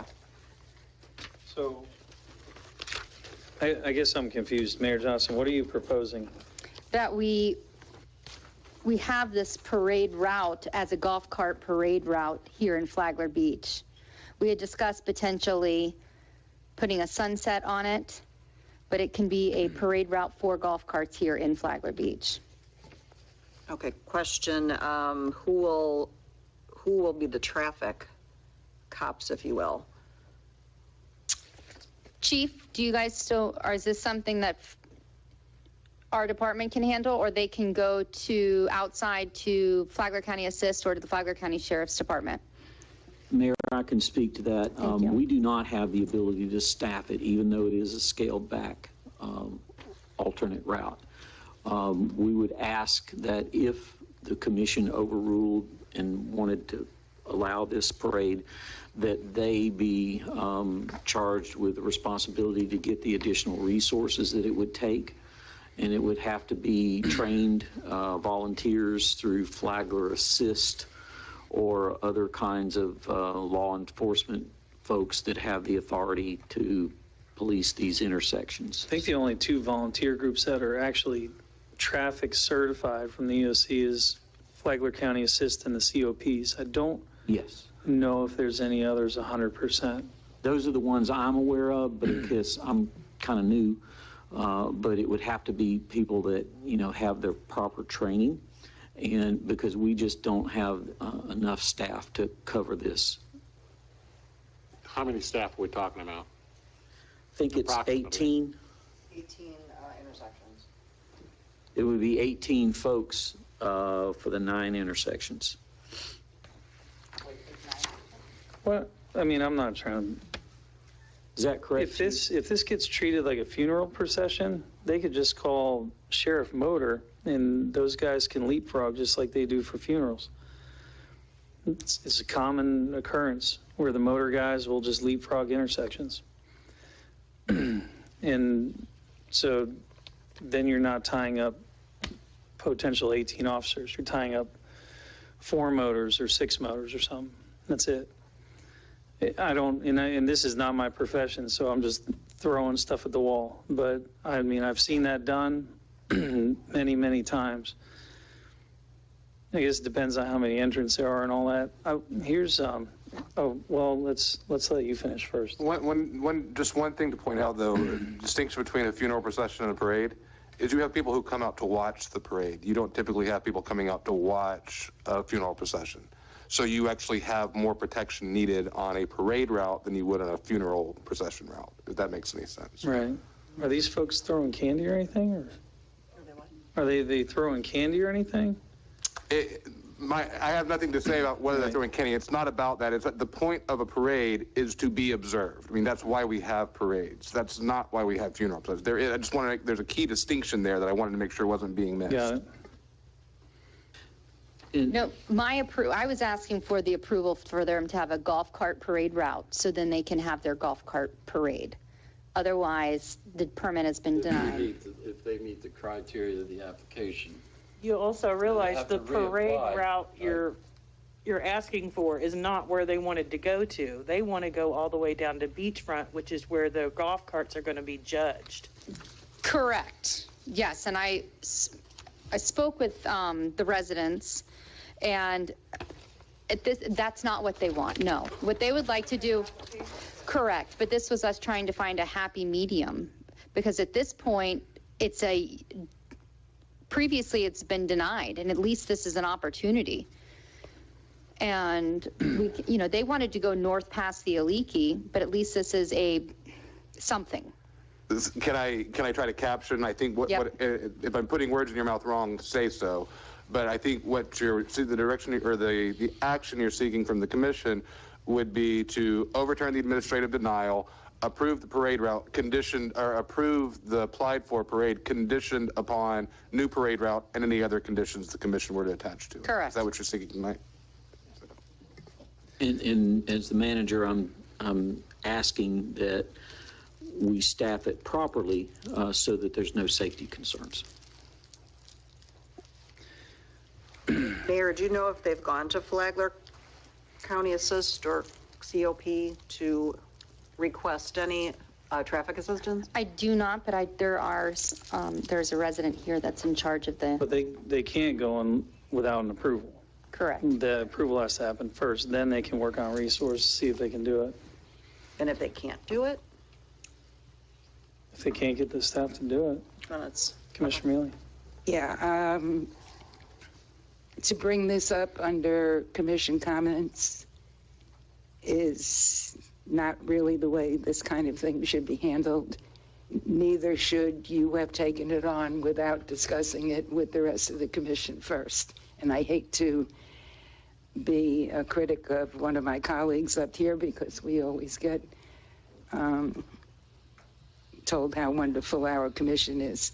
But when I saw that you had taken this on and we had no input, I was pretty disturbed. Let me finish. You talked. This came, they did what they were supposed to do. It was denied for safety reasons. We had an incident during our parade on Christmas that showed what kinds of things can happen. Who ever thought, with all the parades we've ever had, that a car would burst into flames? I guess a golf cart could too. Battery could go, who knows? There's a lot that goes into it other than I want to ride in the parade and get money for Christmas come true. I think Flagler Strong is a wonderful organization. I think Christmas Come True is a wonderful organization. But there are rules and there are reasons for them. And to have an elected official kind of try to go around those rules without discussion with the rest of the commission, I don't think is the way things should be handled. And I don't know if it's Flagler Strong brought this up, if Linda is a participating member. I don't know that. Whoever brought this up, we could work on something for a year from now or some other time when we can really discuss this as an agenda item and follow procedures the way they're supposed to be. I'm not in favor of overriding what the police chief and the city manager think is safe. Okay, well, first of all, I'd like to say it's something that I can't discuss with you because of sunshine. This is where I am discussing it. I'm taking direction from our city attorney and also our city manager to bring it up during mayor comments tonight. And the residents contacted me because a permit was not responded to and potentially sat on a desk for over a month before they had an answer. Therefore, they could have planned accordingly had they known a week later that they could not do it. Well, had the city responded in a timely manner, this would have come up in a previous meeting.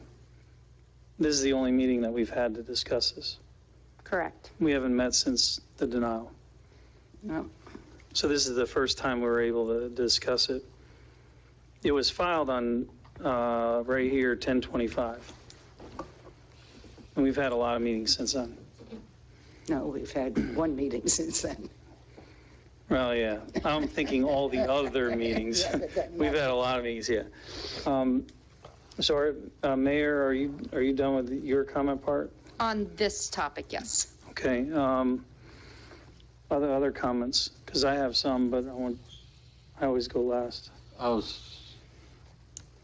don't see what the mayor's done wrong. I mean, if she's talking to residents or people that are trying to gather residents together for an event, she didn't have an opportunity to bring it up, and this is just an alternative suggestion or an idea that I would assume that it would be inserted into the application and reapplied for, right? Is that what you're going to do? I think what the mayor is looking for, and in your special events permit, it provides for an appeal, right? And so really this is being brought forward as more of an appeal of the denial. So you would be overturning, if you were to follow the mayor's suggestion, be overturning that denial and attaching any conditions, including an alternate route potentially, to that application. There would not be any reapplication, if I'm understanding what the mayor is asking for correctly. Correct. This would be the approval. You would be the final agency acting on this application. Okay. changes it in my mind. Any other comments before I go? Well, I mean, when I start looking at the appeal, I'd like to know exactly how, I know they modified the route itself. So what I'd like to have laid out is exactly how it's going to go, from what starting point to what ending point, the resources that are going to go into it. In other words, if they're going to be cop, or whomever it is, would have to know those individual entities that are actually going to participate in it. So, I mean, all of that is contingent on the appeal, I guess, so you can't move forward with all of those unless you do the appeal. So, I mean, there's a lot of variables here that are missing that I'd like to know before I'd say, yeah, let's go ahead and do it. But I'm concerned about the safety also in light of a lot of things that could occur. But I'd just like to know all the pieces be put in place. When we were talking about doing this anyway. The 18th, next week. That's next week. So I don't know if we even have enough time to even do this. Well, they have their route. Everything is planned. They would have to have the safety officers, 18 of them, of the volunteers at the post where city staff has marked them. And I guess the question I have again, though, is of those 18 volunteers, are we sure going to be 18 or is it going to be 14 or 13? Because, when volunteers fall out, they drop out, for various reasons. So that's the concern I have. Are they going to be paid? I mean, if they're going to be paid, they're probably going to be there. If they're volunteers, COPs in Flagler County Sister not paid. There's one big missing part here. We don't have the applicant either. The applicant's here. Oh, okay. Sorry. We're discussing it first. Okay, those are the only questions I have. One of the big variables, though, is also, I've never heard how many golf carts we're talking here. I don't know the size. last year was 62. It can be assumed this year there's going to be a lot less because the communication surrounding the parade has been sporadic. It's here, then it's canceled. And as of right now, no other word has been sent out. So my thoughts on this are every golf cart that's going to be in the parade, the organizer stated is going to be registered with the city. Registering with the city requires it to be insured, pass safety inspections, be street legal. They're going to be legal drivers. I don't see any difference with this than with all the other cruises that come through here. We have constant amount of cruises that are coming through this area. And these groups, we have VW groups, Corvette groups, Jeep groups, all this stuff, and they number the same as or more. City doesn't approve them, city doesn't deny them, city doesn't have anything. They just get together, they cruise and do that. These are our citizens, our own citizens. These are the folks that, like, we go and approve events for groups that are out of town to come here and make money and then leave, and we don't really gain much out of it. But this is different. This is our own residents. Because the entire premise of the golf cart parade is they're all registered within Flagler Beach. They're all residents. If we're going to approve an event, I would think it would be for our own residents before we approve anything else. I would put on the table here. Going to put on the table that there's just a denial. We stick with the original route, the original application, and I'll let y'all discuss it. Right, so I didn't get what you just moved. Yeah, he's making a motion. For the appeal. To approve the original application. As it stands, no alternate route, nothing. It's going to be a group of anywhere between 30 and 60 carts on a good day that want to ride down a beachfront grill. Come on, it's ridiculous. And in my opinion, they don't even need cops at all. What's the liability to the city if something happens?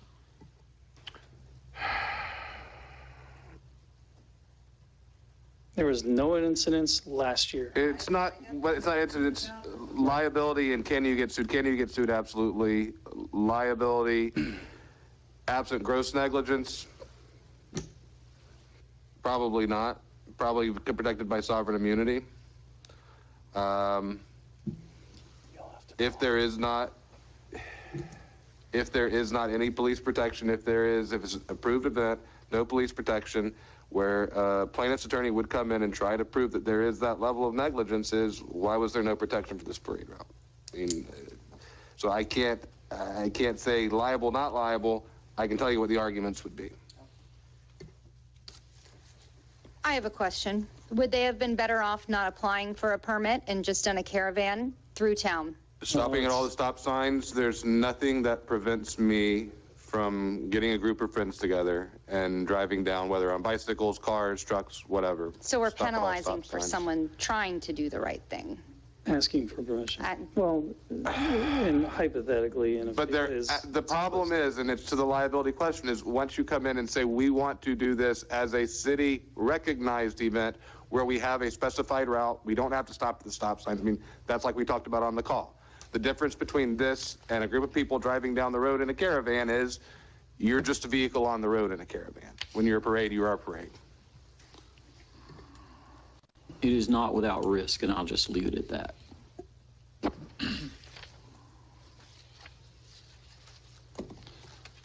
Okay, Eric's made a motion. Does he have a second?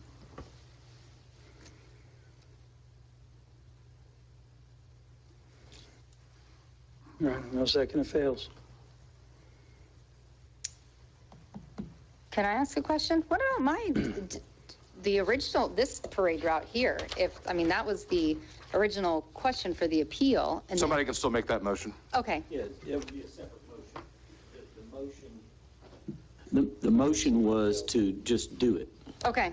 And that died for lack of a second. Now you have to take up the alternate route if that's your desire. Okay. Okay, and just for my clarity, if we make the motion, it does not include the traffic safety that comes after the fact? Or is it included in the motion that they The have motion, to go and? so if the motion were to support what the mayor is proposing, it would be similar to the motion the chair made, only it would include, if it's following precisely what the mayor proposed, it would include the alternate route as well as the parade organizers being responsible for providing trained, what was the term you used, Mayor? Yep.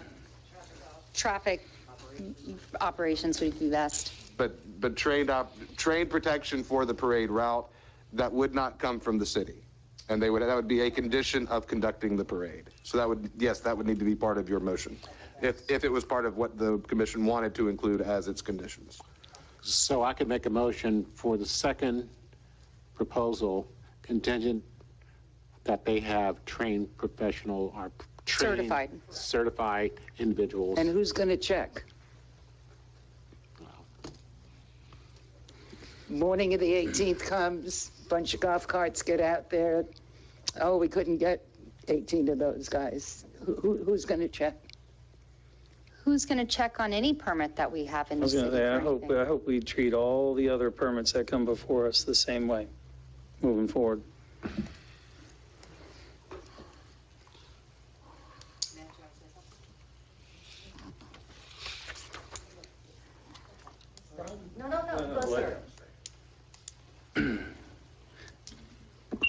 So just to set the record straight, I am not against parades, and I'm not against golf carts. So the permit was not submitted on the 25th to the city. It was submitted on November the 4th. My recommendations were made on the 29th. It didn't sit on my desk. I didn't drag my feet. If you take out weekends and holidays, it took me 13 days to make my recommendation. The application, when it was received, originally said golf cart parade, and they crossed it out and said golf cart ride. My recommendation to deny the parade was based solely on a unanimous resolution adopted by the city in 2010 by the city commission authorizing one golf cart route or one parade route, North 6th to South 6th. If they want to have a parade, they can have one on a designated route. The city commission in 2010 built that route for a reason. It's safe. And if we didn't learn anything from Saturday's fire fully engulfed on A1A, First responders can get to it and it has a built-in detour route. I don't deny permits just out of willy-nilly because I don't like an event. Last year, they wanted to have an event and they didn't ask. They'd rather beg for forgiveness than ask for permission. That's the truth. So my recommendation to deny it was based solely on a unanimous decision by the commission back in 2010. It came up again in September of 2013, and it didn't go anywhere. Commissioner Carney brought it up. It never had a second. There's a reason parades do not go through residential neighborhoods. It's dangerous. Just get your computer or your phone and Google Waukesha, Wisconsin. We put city garbage trucks on 100 and A1A to protect the parade route. The parade route you're proposing, it's not going to happen. Has anybody even asked the residents of North or South Flagler Avenue if they want a parade to go down their residential neighborhood? How do we protect people from backing out of their driveways? I can give you 10 reasons why not to have a parade there. The only reason I can have heard to have a parade on Flagler Avenue is because people want it. And I'll go back to 2 years ago. In this commission room, I was told there are wants and there are needs. They want a parade. They could have been in a parade. They could have been in the Christmas parade, the Holiday at the Beach parade. I want an ice cream sundae. I'm not getting one, but I'm not going to complain about it. So there has been a lot that has been said on social media about me, which I didn't like. But discretion's a better part of valor. I've let that go. The route that you're proposing on Flagler has issues. If you're going to have 60, 70, 80, 90, or 100 golf carts going down that road, where does the traffic on the bridge go? It backs up. Where does the westbound traffic on 100 go? It stops. Where does the traffic on A1A go? It stops. It's gridlock in the city. I'm not in favor of that route. I'm in favor of the one approved route that was voted by this commission in 2010. They did their due diligence and they put the right route in effect. We have not had a single problem in the 8 years with that parade route. And for anyone says that we don't allow golf carts in that parade, they didn't watch this year's parade. There were tons of them. And I'll be here for questions. Okay, any more discussion up here? I want to open up for public comment sometime. No. All right, let's open up to public comment. Any members of, well, we're under commission comments. It's okay, there's an action item proposed. Okay. You have to give public. All right, so open this up to public comment. Any members of the public wish to speak on this? Organizers. My name is Linda Gilchrist, 922 North Central. Sir, I meant no disrespect. Last year, I thought there might be 10. Talk to us, not to. I'm sorry. I thought there might be 10 or 12 cars. When it turned into 60-something, I thought, wow, I think we better notify the police department. I think that they need to be aware of what's going on and backing up at the bridge or whatever the problems would be. I had no idea it would snowball into all this mess when I applied for a permit trying to do the right thing. Last year, we raised $2,500 for Christmas Come True for needy people. Isn't that what we're about in this town? It seems to me that's what we're about, is helping other people. And we got a million, I don't know, not a million, but a lot of wrap gifts for kids.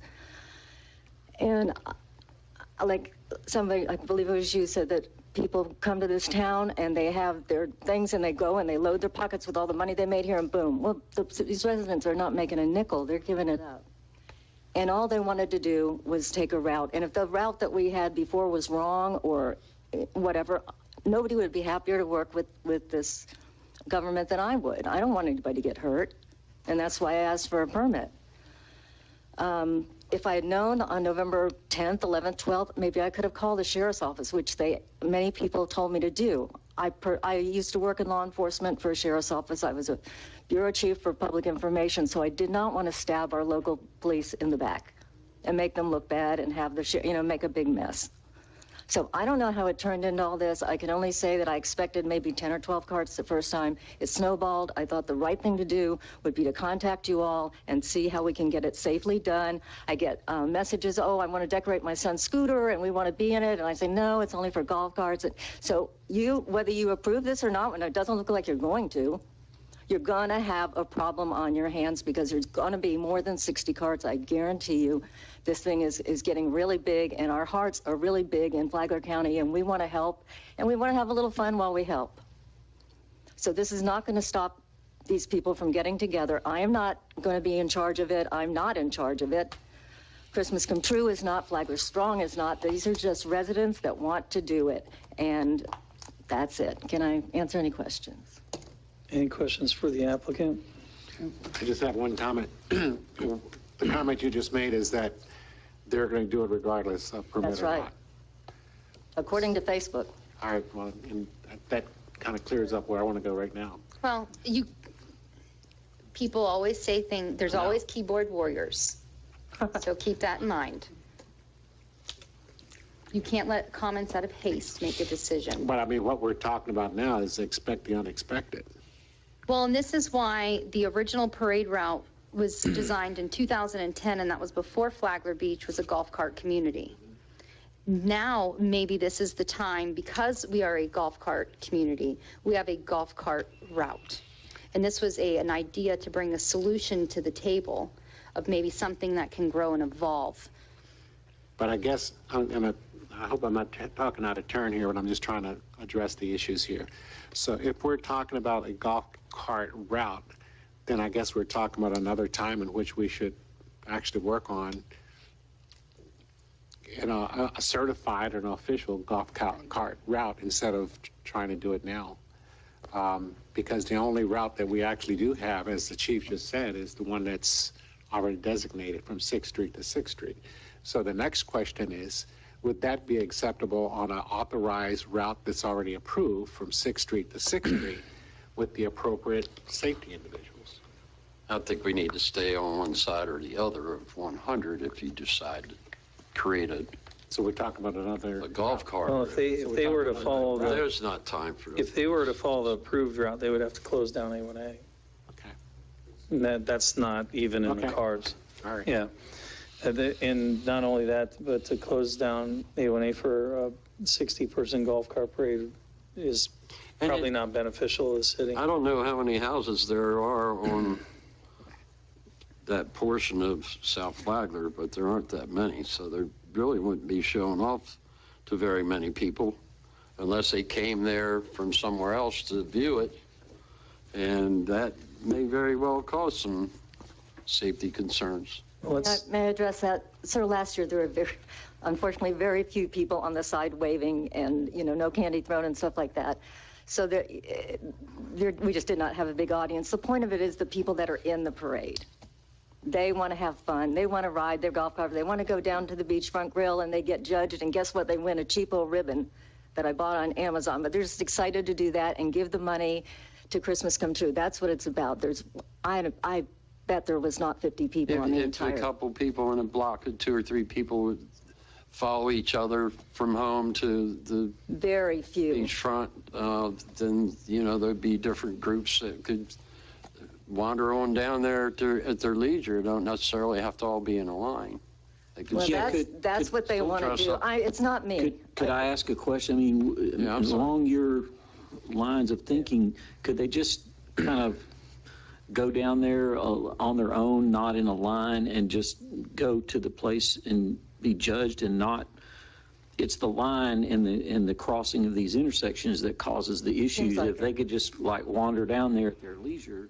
How are we going to get that? Are you going to say it would be a city-approved event, but they are not in a parade fashion? That we're not in? I think the point there would be it's not a parade, and there would not be a city approval. Correct. It's just you're observing the traffic laws. It's like we were talking about with the others. If you're observing traffic laws, you are just a vehicle on the road. Right. Basically, it would be a golf cart show at Beachfront Grill. Yeah, and if they just follow the traffic laws, just meander down there on their own and follow the traffic laws, then there would be no need for a parade. I mean, that's okay with me, but I'm telling you, I can't stop all the people from meeting at the church and doing what. Well, that's understood, but Any other And we need to questions? get that word out to the people too, if that's what you think is best.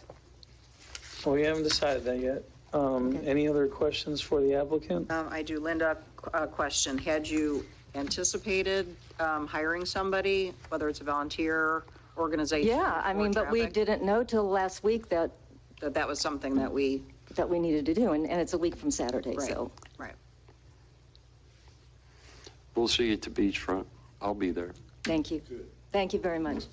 Okay. Any other members of the public wish to speak on this item? None? All right, we'll close public comment and let's wrap up comment up here. I'd like to ask the chief a question, Matt, if you don't mind. Come on up, chief. When you were speaking before about the approved route that we approved in 2010, Yes, ma'am.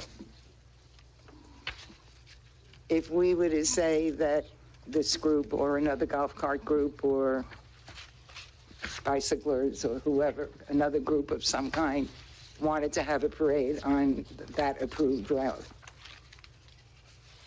would you be in favor of that? Which, the original route, the 2010? North 6 to South 6 on A1A. Absolutely, that's the approved route. Okay, and it takes a lot, you know, we still have to close the streets. and- Absolutely, and you have to apply for a permit with DOT, all that. Okay, but you would be in favor of something like that? Okay, I just didn't want to suggest something that wasn't going And to I work. gave them that advice last year about going down to Beachfront Grill and stopping at stop signs and all that, because that's just people going to a business. That's not a parade. You want to hold intersections up, that's a parade. Okay, thank you. So I guess what seems like to be a compromise, if you will, is what the city manager just proposed, is that you're going to have a golf cart show competition at Beachfront Grill. Everyone just go down at their own pleasure. I mean, it's not much different than road rallies that I participated in or cruises with the Corvettes or whatever. And you follow all the legal stop signs and traffic lights, and sometimes you get separated, sometimes you don't. But you're following all the traffic rules and laws, and you still end up with the ultimate goal of at the same spot. So it seems like that might be a compromise at this point, and then next year we can look at what other proposals they may want to do using A1A or whatever. But I mean, that seems like the most likely solution, which would satisfy everyone. And I mean, the only suggestion I would have is for the organizers is to get on social media and let them know that there's not going to be an organized parade, but everyone's going to be required to follow all regulations that you normally would in order to get to the ultimate destination. Okay, so is that a motion? That would be my motion. There's no motion necessary if that's the result that's sought. Well, you're kind of changing the permit, though. No, there is no permit, there is no parade, so there is no permit. That's my point. Yeah, if that's the solution, there is no parade to be permitted. Yeah. So Beachfront wouldn't need to have a permit for their event? Beachfront hasn't applied for a permit for a special event, but it's an accessory use to their business, so I don't think there'd be any need for a special event permit to have a function at a restaurant. Okay, that works. And I'd like to see all the golf carts down there myself. I mean, you know. Is it? Actually, that is what I put out a couple of weeks ago, if I may. Well, if you can. That we were denied the permit, and that if everyone can make their way to the Beachfront Grill however you wish to get there. I'm not involved, Flagler Strong's not involved, Christmas Come True is not involved, except when we get there. So that's where it is, and I'll reiterate that on social media, and maybe the Flagler Police Department can put it on there. Christmas Come True is what it's all about. Yeah, trying to make Christmas come true, y'all. That's what we're doing. That's fine. Thank you. Thank you. Okay, so are we more or less at a consensus on that item? I'm good with that. Is that okay, Mayor? Yep. Okay, all right. What else you got, Mayor? Just a second. Another thing I have on my list is for us to see if we can, together as a body, come up with some type of system. I know that myself, other commissioners, we bring items from residents, and they're not strategic plan items, but they're smaller items. I have a couple I can use as an example. I'll use one of my own. I parked up at A1A in my car. I came off A1A and parked in front of the beach, and my car came into a divot of about 9 inches. Called up the city manager. We had dirt put in there and fixed, but it would be nice to know where the requests are in the process. I have another resident on the south end of town that's got an issue, and I'm constantly having to call and follow up and see where we are. So almost like if we had a process to know where things are. It would also be nice, because I'm not the only one that has residents call me, if I knew what the other commissioners' requests were, in a system that we could see where things are, what the requests are, and just for a follow-up process for the residents. What citizen requests there are? Yeah. No, the requests that they make to us, if they bring a concern and we bring it to the city manager or someone in the city, so we can follow up with them.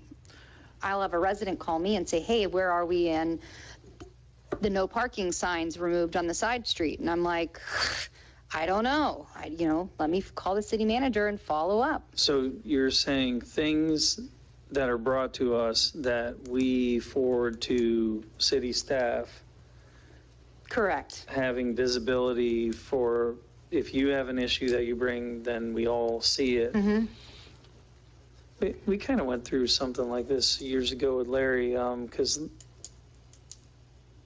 if you remember, we were all asking things of the city manager, and nobody knew who was asking what of the city manager.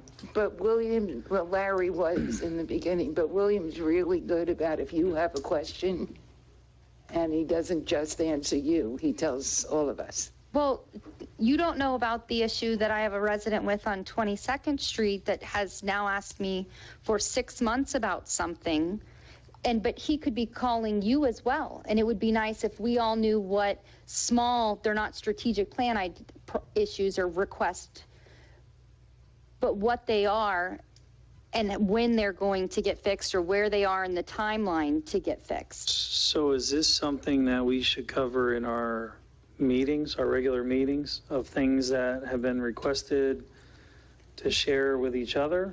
We can put it on for an agenda item, but it was something that I felt that we should bring up and discuss to see how we can handle requests coming into the city and city staff for items to be fixed or repaired or Yeah, I don't concerns. like your response, because there are occasionally things I ask William about that I really don't want all the public to know about. It's something that, well, maybe the resident wouldn't want the whole town to know about. But it's not public to everybody, it would just be amongst. Well, if we're talking up here, it is public to Well, it everybody. doesn't even have to be. I know that, but. I think what you're probably talking about, we had something very similar to this in my other job, and we called it a pride system. So it was something that whenever it got reported, and I guess this is probably something that's going to fall under your administrative assistant's things to do, is to have a system of actually tracking. So if there's a need for fill on A1A, then you report it, and it has a number, and it goes into the system, and you have a status as to when it's going to occur and this kind of thing here. If another commissioner calls about it, then you can say that's already been reported, and we have it here, and this is the status of it. I guess that's... Yes, like a ticket with a follow-up system. Right. Yeah, okay, that's great for that. But like, I had an issue last week that's a possible code violation. I don't think the person who possibly has the violation wants all of Flagler Beach to know about that. Neither should they want to. So I brought the issue to William. William is going to deal with it. And if I have to keep asking him, I'll have to keep asking him. But it's not something that other residents should know about. It's only a possible code violation. No, but it would be nice if that person, because sometimes people call you and then they call me and they call. Well, I know, they go shopping for the right answer. Yeah, I know that. Right. It would be nice to know that there is it's a lot already of been reported. shopping. Is there a database? Is there a database that we Well, can? I don't know if this is going to answer the mayor's concern or your concern, but let me just say this.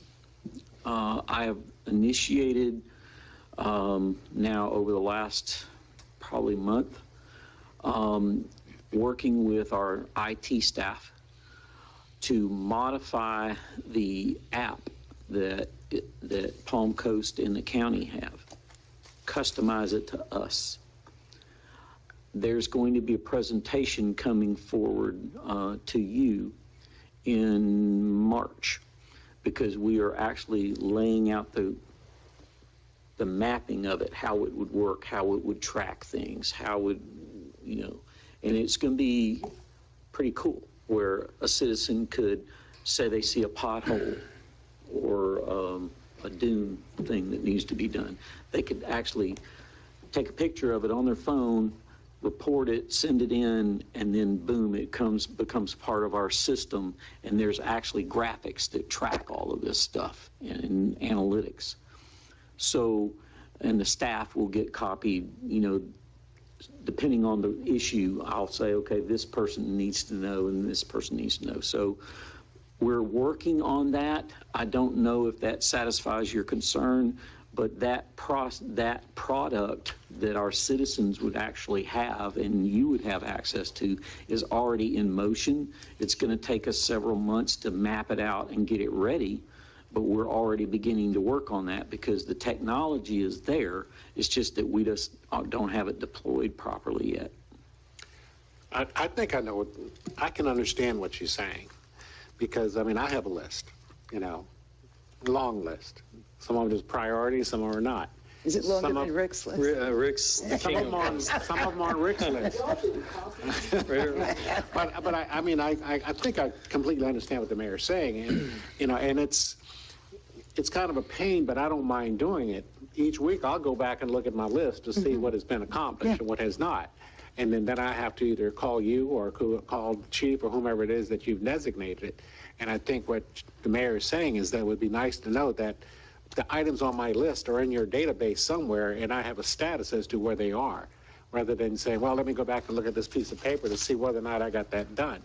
So I think with the technology that you're talking about, I think it would satisfy what we're looking for, at least it would for me, and help the other commissioners. Maybe the mayor needs to keep a list. I have a list. I don't have The issue, I'm though, just trying is- to get check marks next to them, that's Well, all. that's the issue, is I think we all have lists. Exactly. And none of us know what's on the other person's list. Right. And so we have 6 people telling one person, I have the list, and these things are important to me, but they might not be important to the other 5. And we're restricted by the sunshine because Correct. we can't talk to each other about Or our they list. might be on 3 people's list. Yeah, and so there could be priority things that, we need to be able to talk about and say, this is all a priority for us. But what actually that process you're describing with the good city manager, what a good city manager does with that is if he has 3 commissioners coming to him with the same item, his next stop is the next commission meeting. Say, all right, I'm hearing from this from several of you. I need you to set a priority for me. Right. That's what a good city manager is going to do with that information. Okay. Okay, good, we've got that coming. Her just original comment started with small things, and for those small things that you don't want to burden your highest paid employee with, Right. I recommend they go to the city website. There's a report of concern option on there. Which It comes is to me. where, Staff responds to it. I can track it. I can see who responded. It doesn't have the app capabilities like the process that will come in March, but it does work. It's just not as user-friendly as an app would be. That's good to know, But that's thank how you. we found out from Mr. Ford about his issue. And the other nice thing about that report of concern is when those come in, your city clerk staff is also really good about distributing those out to the appropriate department heads. If it's a legal issue, I'll see it. And then we are all kind of in the loop from the get-go, so that report of concern works very well, as Penny has described. And that's for your small, if it's a big issue, please go to them. Well, Good to know, thank you. So, city manager, let me bounce this off here, right? So we just talked a little while ago, and city manager and I have been talking about conditions along A1A. And there's 2 pieces to it. Directly across from my business is a lot of parking spaces along the boardwalk in severe disrepair. And then when you travel north and south, when you get towards the teens and 20s on the 8-foot wide sidewalks, there's a lot of overgrowth causing that sidewalk in some spots to actually become almost impassable. So we've been talking about that for a while, and he's working on it. But what would be the best way for you to kind of communicate we've been talking about to all of us and just develop a priority? What would we do with that as just an example? Like, what works for you? What works best for me is, again, when my assistant position is here, I'm very used to writing a report to you all saying, okay, here's some of the things you've been talking to me about, and here's where we are on those things. I haven't done that to date because I've just been so overwhelmed with all the other things, and I just don't have enough time in the day. But when I get the assistant on board, one of the thoughts I had was I used to do it monthly. Maybe in this community you want it more frequently. I don't know. We'll have to try to test that out. But I do pay attention. If I hear it from one, okay, it goes on the list. But if I hear it from more than one, it kind of goes up the list. And so that's the system I use. And it's rudimentary, but it's so far it's worked. And again, I think tracking and reporting is very important, and I've just got to figure out when the assistant comes on what kind of report I'm going to put together and how often you'll want to see it. And then, of course, the other thing I've been doing is, and maybe I'm kind of, in love with the technology, but, there are the app technologies that put that power directly in the residents' hands. Not that they would bypass you. I'm sure that they would talk with you. But, man, that's going to be a game changer for a lot of us because we'll know about it right away. Okay. That's good. Info. Good info. One more thing. We will be delivering Christmas meals on Christmas Eve, December 24th from 12 to 1. And if you want to volunteer, you can meet at Beachfront Grill at 11:30 to distribute meals. At 11:30? 11:30. But if you would like a meal, you need to RSVP a meal to me by December 20th. All the information is on the city website. And you said the meal distribution is 12 to 1? 12 to 1 on Christmas Eve. That's a short window. We have an amazing group of volunteers. Yeah. Wow. You all still wanting checks?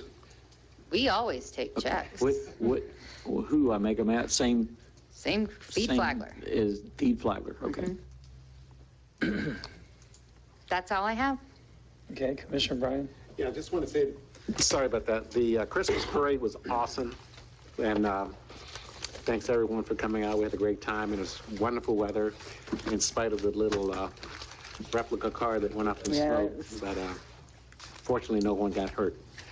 The other thing is parking signs. Commissioner Belhumer had asked about, Commissioner Debbie had asked about the parking signs a few weeks ago. And I just got clearance from the city manager that the parking signs have been approved. I spoke to Amy Lakasik today from TDC. They're actually going to be picking up the cost of having the signs done. And we're going to be using volunteers, if we can't get city staff, to actually put them in place. So the only thing the city's going to have to provide is going to be the 4x4 treated poles, and we're going to be mounting them in place. What I will have by the next commission meeting is a handout for each one of you so you can see what the signs are actually going to look like. I forgot to do it today, and I apologize for that. They're going to be different colors and different... They're different colors, and they have different critters or whatever. Yeah, they have the dolphin, the turtle, hawk, eagles, whatever it is. Okay. Anyways, I might be able to find it in this folder. different animals. And the mayor has been on that Flagler Creates committee as well, so we've been working on this thing for about, a year and a half? It's been a while. It's been a while, but anyway, it's gonna come around, it's gonna happen, and they're gonna look real nice, and they're gonna have some signage where we can show where they actually go.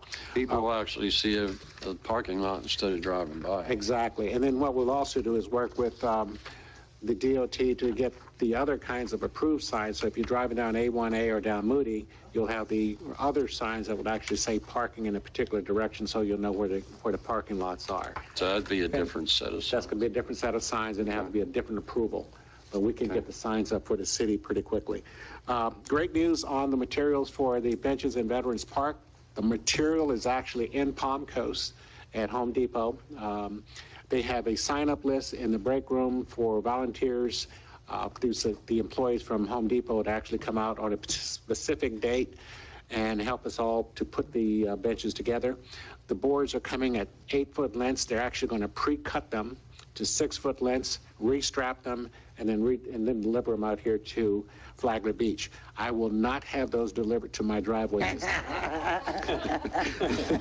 It's not happening, but I did talk to the police chief, and he said he has an area that's nice and secure that they can actually put them in until we're ready to use them. I would suspect that after Christmas holidays, we'll have a nice work day where we can get all the benches put together. I'm getting quotes from 3 different companies on a nice looking brass or aluminum type plaque that would actually be recessed into the boards themselves, and they'll be there for a long time. And I'm still taking some names for veterans. I think we might have maybe 3 or 4 names left, and I'm going to start calling all the individuals that signed up to make sure that they still want to sponsor a veteran's name on each one of the benches. And if we get too many, we're going to have to come up with an alternative plan. We may have to mount 2 on there in order to accommodate we had talked everyone. about that. So, because right now we're at about 35, and the list keeps growing. And at the dinner last night, I had Commissioner Hanson actually said, put my name down as well. So we have, wonderful. Yeah, so we have, the list is growing. So it's going to be very exciting to have that done. The only thing they're waiting for would be the galvanized hardware, and that should come in pretty quickly. They're even providing the auger bits that are going to be used to drill the holes for the material. So we'll be jumping on that and getting it done and having some nice benches in the park. Just a comment on when we're talking about the dune walkovers, just south of the water tower is an area that has been breached by individuals just walking across the dunes. I guess because we're not paying that much attention to it, that area down there, they've actually started going across it, and they've just trampled down a lot of the area over there. So we need to get something down. By Snack Jacks?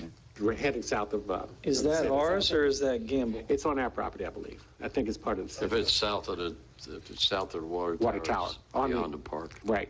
So they're coming from those high-rise condos? Right. Well, the same thing happens to the north end of town where they go straight across. So they're just going straight across. They just breached the whole area. Yeah, Just that's why I was talking about the It's just growing. The whole area is... a barrier to that. Report of concern on the city website. Yep, so the area is just growing. So I just thought I'd mention it before it gets pretty much out of hand already.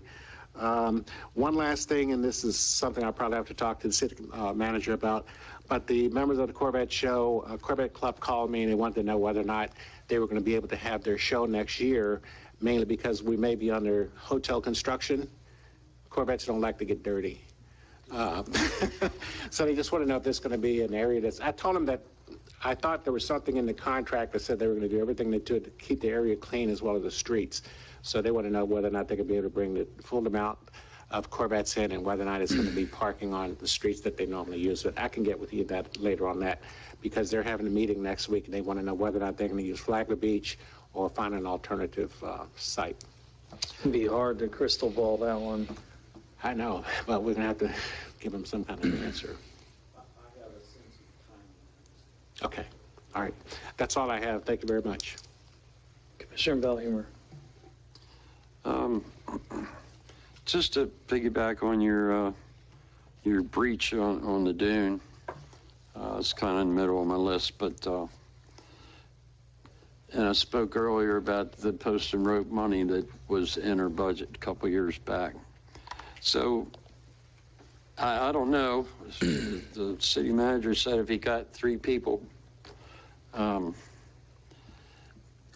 we give him some direction on finding the really bad spots that could be maybe blocked off by a couple of pieces of post and rope here and there, such as the one you just spoke of. There's a couple of condos north where there aren't any walkovers right now that they keep going over and just trampling stuff across from the restaurants to the south end of town. They walk across the street and walk back and forth on the dunes. you know, all that stuff was replanted, and it's all, so I don't know whether we want to try and put more signs. Well, I was going to say, could we start with some aggressive signing? And the only reason why I say that is because we have the beach engineering project. Yeah. And it'll probably get ripped out. I don't think so. They're supposed to do all their work from the beach, not anything up So top. they're not going up top at all? They're not supposed to. They're going to be working from the ocean off of barges. So the sand will be brought in that way from the east. And pushed up with the dozer. Yeah. For the most part, or loader. If they're not going where post and rope would be at all, No, I mean, heck, just do the post and rope project. Just get it done. Well, again, do we have permission from FDOT to do that? We did. We had. I don't know. We do had it. Still. It had to be breakaway and it had to be a certain distance from the road, Yeah. whatever those parameters were. But The original order that gave us permission to do it, or was it a word-to-mouth type thing? knowing Larry, Spoke about it, but I never saw Oh, okay. yeah, there were a lot I'm wondering. of things that Larry spoke about with DOT that never made it to writing, so. Maybe we could check with District 5 and find. Maybe we can reword some signs and get them out there kind of with some immediacy, and then follow up. We'll get some ideas of where the really hot spots are. And I am having a meeting with them, I think it's next week. So if you could help me remember to add that to the list, Penny. Want to get your Does he have his attention. third person? I think he's got 6. Okay. Yeah. One to get your attention is no parking towed at the owner's expense. We really mean it. Not pleased. Yeah. Fines up to whatever. First Friday was absolutely terrific. It's kind of haphazard, it seems.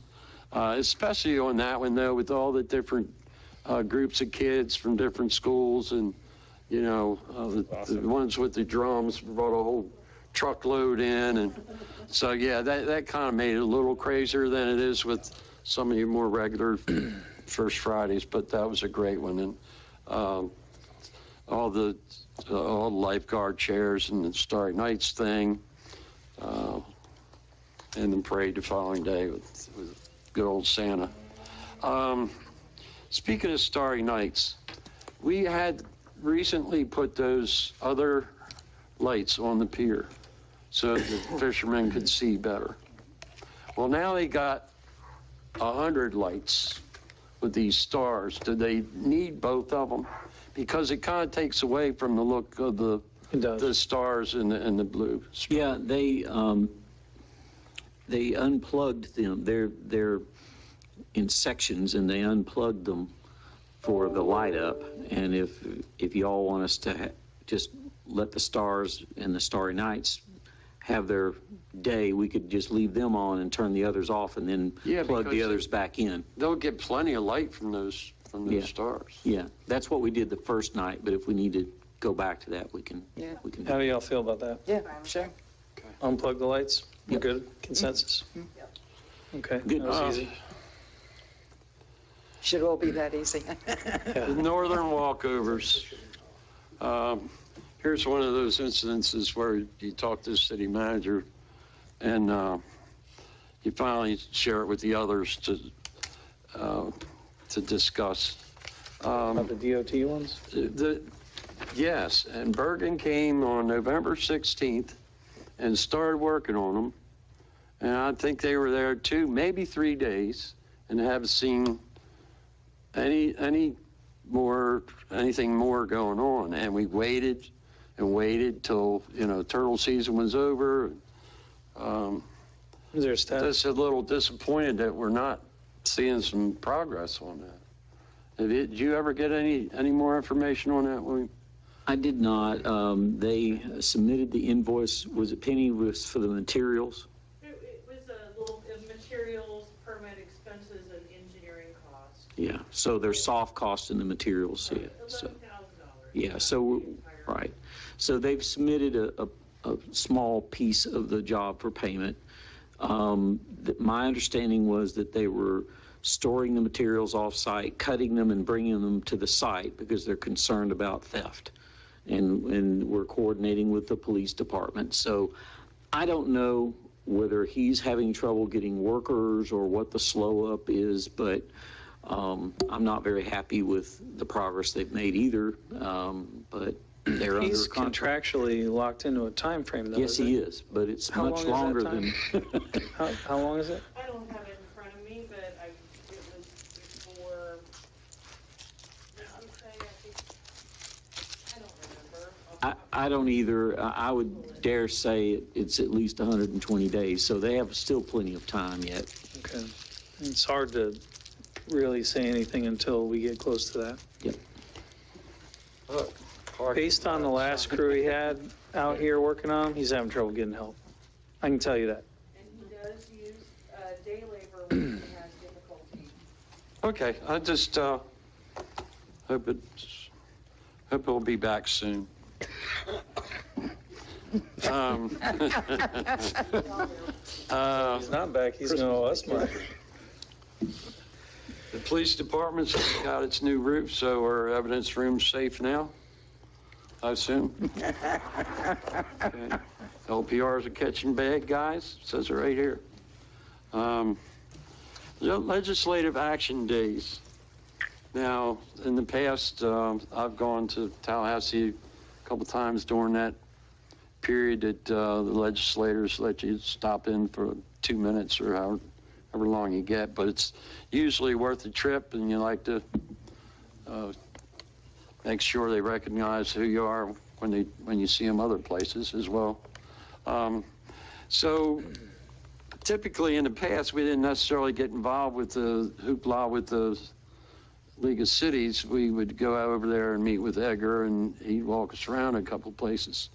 Is that something that's feasible this year, this coming year? Yes, absolutely. And again, the best time to catch them is before the session. But, you know, this one's going to be rather intense. It's going to be short. In fact, it's really already started. So this is but they have for March. They have early in March or something. Yeah, they have to be done. I think it's February. March, but the league's thing is the 8th and 9th, I think, of February. February, yeah. So, yeah, I think that it would be worth the while going up and doing that. I'll be happy to help organize it, but, you know, it really is good to keep your eyeballs on those folks and remind them where they come from. And we as a commission could refine a little list of talking points to go up and make sure get mentioned. When does Renner take the gavel? He is now. He's now? 2023. Oh, 23. 22. I think he doesn't actually take the gavel until 23. This session that starts in 22 is not his. It'll be the following, okay. I believe. Okay, good. I have a response on his, for his Dune walkovers. The notice to proceed was issued and it gave him 90 working days, which does not include holidays and weekends. And so he has until March 11th to complete both those walkovers. Okay, so we got 3 months. Okay. Yeah, we wait a long time. I'm sure people just like to see him get done. Okay, guy Martin's changed ownership. I don't need to talk about that. But I would like to, as they have the... would like to thank the Martin's family for, you know, providing a service for over 30 some years in that building.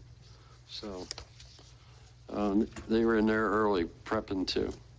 And I went to the fine demonstration of the manhole lining, which, yeah, it was interesting information, and somebody with a mechanical mind understands what this is. So. It's a truck bed liner. It would make a good one, I'll tell you that. Can't use it on my cars. But this can also be used at lift stations and it's going to, It's poured in as a liquid and then forms it's that? sprayed on. Sprayed. Like a spray foam And then almost, it forms except it's that? much thinner and it sets up. And they can make it different thicknesses depending on how tall vertically it is. But it's very rigid, so it creates a structure. So you take these 100-year-old bricks with water running, trickling out between them, and then you plug those holes and you spray this stuff on, and you're holding back the salt water.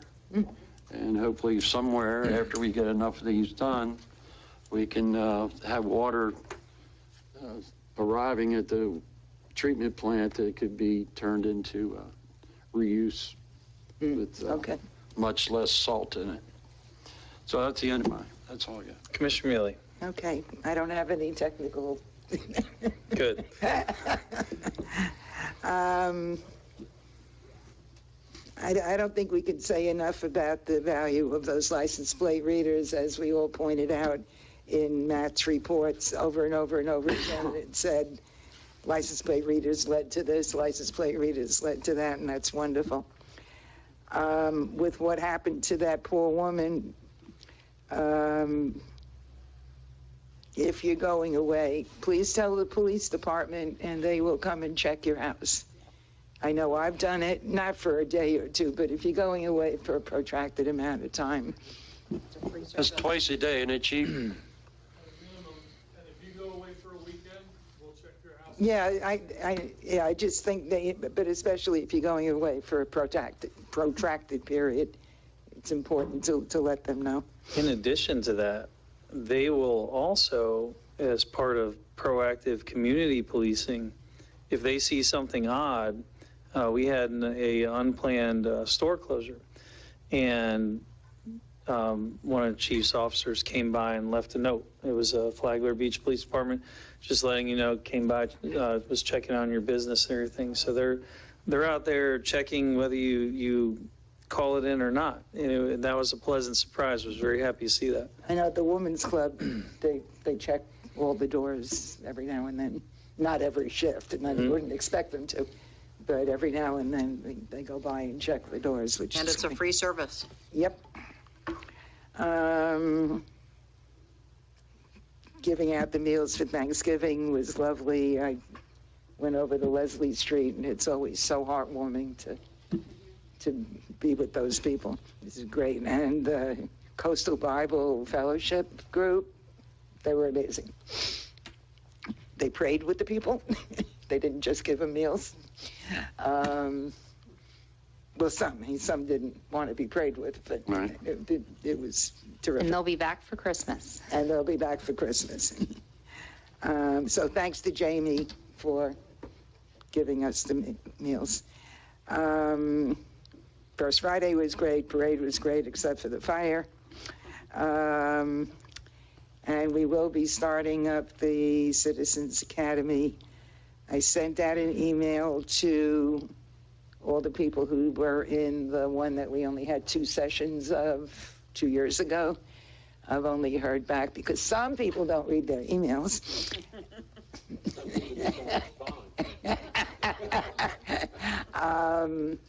Tomorrow, I've heard back from, I think, 5 that they want to continue.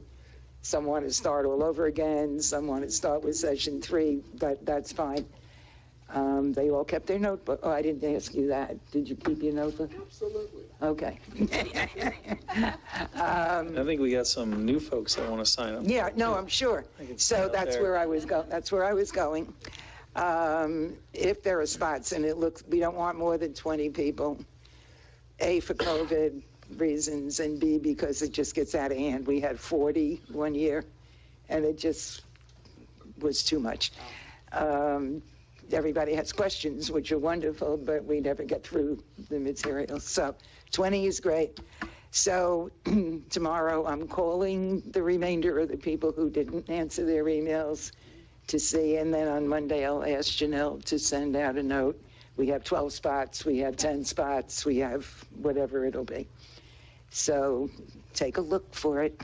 Yeah, it's well worth it. You get to Yeah, we see a have lot of the inner one, workings of the two, city. three and 2/8 graduates. 2/8, you are. 1/4, I guess. And it's, the department heads of every department come and do a presentation. And so you learn all about wastewater and water and every single department that we have, library, everybody, even Penny. Police and fire station. So you learn a lot. So look for it. I know there won't be 20 of people coming back, so. That's all I got. Commissioner Phillips. Super happy Citizens Academy is coming back. I met my very good friend Stephanie Luther, who sat next to me during Oh, is that where you became friends? That's where we became friends. So I forgot there was another good thing about it. You can meet friends. The Flagler Women's Club Pancake Breakfast is this coming Saturday from 9 to 11. You can decorate a cookie with a cup. And looking at past pictures, I've seen... You can decorate a cup. You can decorate a cup as well. So I look forward to coming. Chief?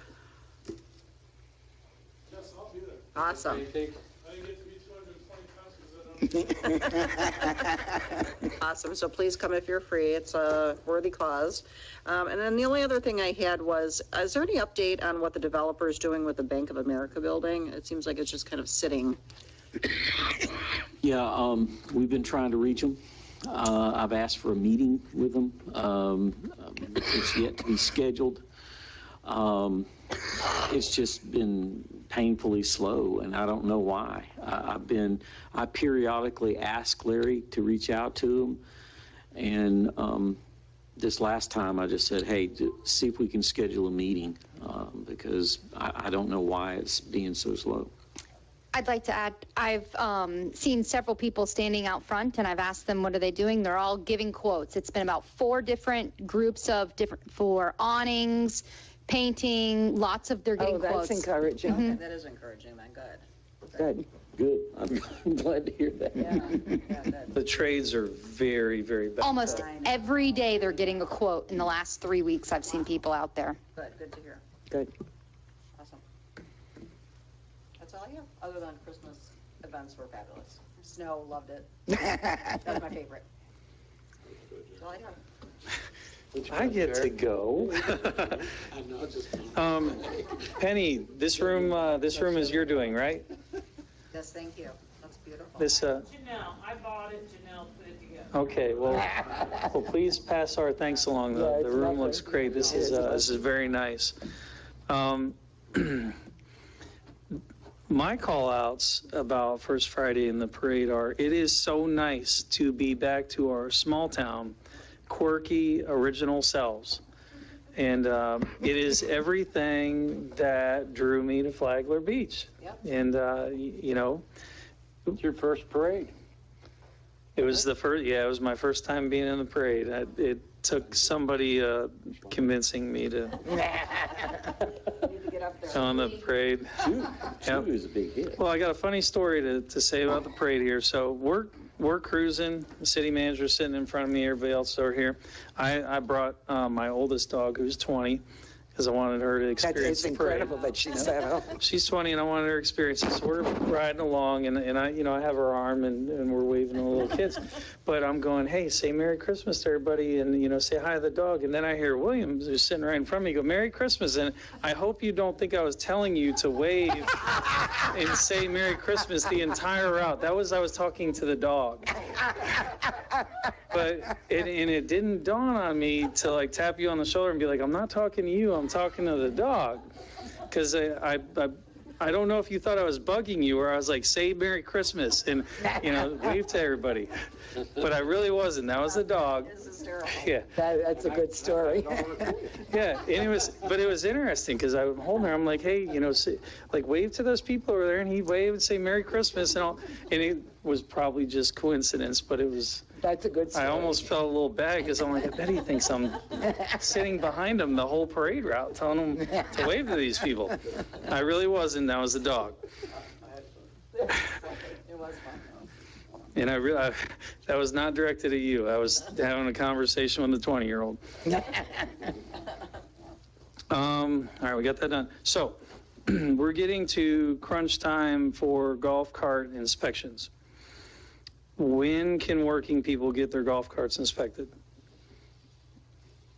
Because we're getting, and this is our last time to talk about it before January, which is when all the new tags are due. Last year, there's neighbors having to ask neighbors to bring their golf carts, and there's all this stuff. And I'm asking for also for selfish reasons. I'm at the point, we're in the holidays, we're busy. I only have one day off a week. I'm only off on Sunday, and that's if I can get a day off. Are we doing anything? Can we do anything for citizens that can't make a couple days a week between 10 and 2? Because I get it, golf carts are kind of like the retired thing to do, but there are a lot of folks that do work that have a lot of issues getting the carts to them. Let me get back to you on that. I'll put something out to kind of let people know, what kind of arrangements we can make. I know last year there was some special arrangements made for a Saturday, I think one was. So, maybe we can figure something out and get that word out. And I'm sorry, I just don't know what to say other than we'll try and do some accommodations. It'll be good, just, maybe one weekend time or maybe one evening time or something that is outside of the 10 to 2, a few days a week hour. So at least we give folks a window to try to get that done. I have a suggestion. What about the January 1st Friday? A lot of those people are driving their golf carts to First Friday. Yeah, you're into new tag time, but. This past year we did it after I was elected in March. March, yeah. Right. Speaking of First Friday in January, Vern is getting back to me on whether he has staffing for that. Weather's often a challenge in early January, so we were thinking of delaying it till February to go back. As I said to you, February is often iffy too. Yeah, so we're playing with, whether we can actually do that one on the first Friday in January. So let me get back to you when I know more. Mm-hmm. We should be we can't do one and then stop it.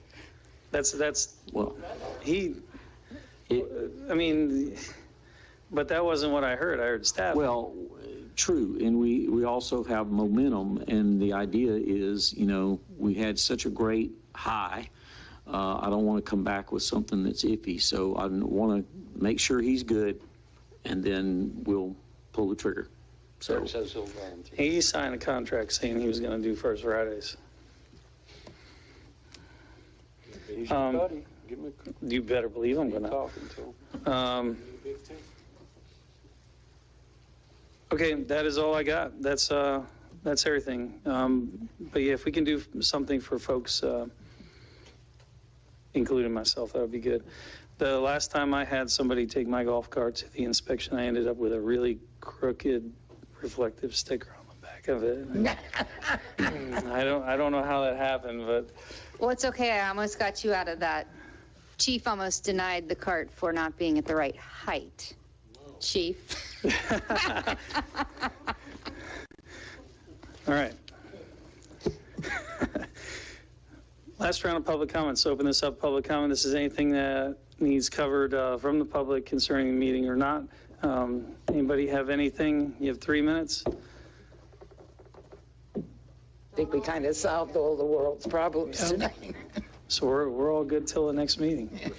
All right, we'll close public comment. Look for motion. Motion to adjourn. See you next year. Happy holidays. Happy holidays, everybody.